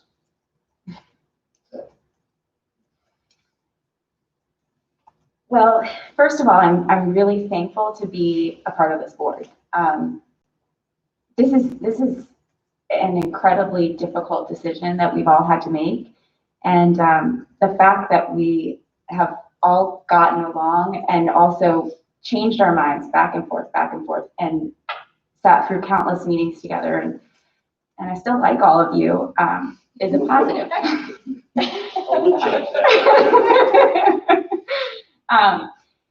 And so I've debated with myself all day whether or not to address this, but I'm going to do it. I've been disappointed in our community and the way that we've been treated or talked about on social media. And, you know, that's your choice to post things about the board. But we're your community members. Okay, we're giving up a lot of time. I've spent, as everyone else has, countless hours agonizing over this decision. And for people to say that me personally, Katie Kerr-Hobart, is coming up with some conspiracy theory that's geared towards the leftist agenda, when I can't even figure out what I'm going to make for dinner at night, is absurd. It's ridiculous. And that has had nothing to do with my decision tonight. We've been called cohesively crazy as a board. And if I'm being called crazy for worrying about teachers who I dearly love, teachers who are teaching my children right now, but also teachers who have taught me, then yes, I'm crazy, because they matter. And we just heard Dr. Green say, I don't think he meant this as like losing as in dying, but there was a staff member who died in Loudoun County. This is a serious decision. And if you think I'm crazy and you want to call our group crazy for taking this as seriously as we have, then yes, we are. Because school doesn't go on without our teachers and without our instructional assistants and without our bus drivers. We're a team. It's not just the kids. And so it's infuriating to me that our community members are saying things like this about us. And it's not acceptable. And I think that we all need to learn from this, that, you know, when you're saying things and posting things on social media, you need to ask yourself first, is it true? Is it helpful? Is it necessary? And is it kind? And I've been disappointed in what I've seen on social media in regards to this board. And that's all I'm going to say.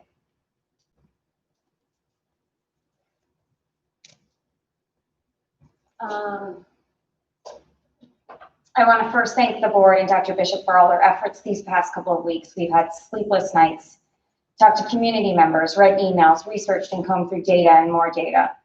This was not an easy task. We know we won't make everyone happy. I ask that everyone, all families, be patient as Dr. Bishop and his staff start sorting this out. I don't think I need to tell you that logistically and planning, there is a lot to do.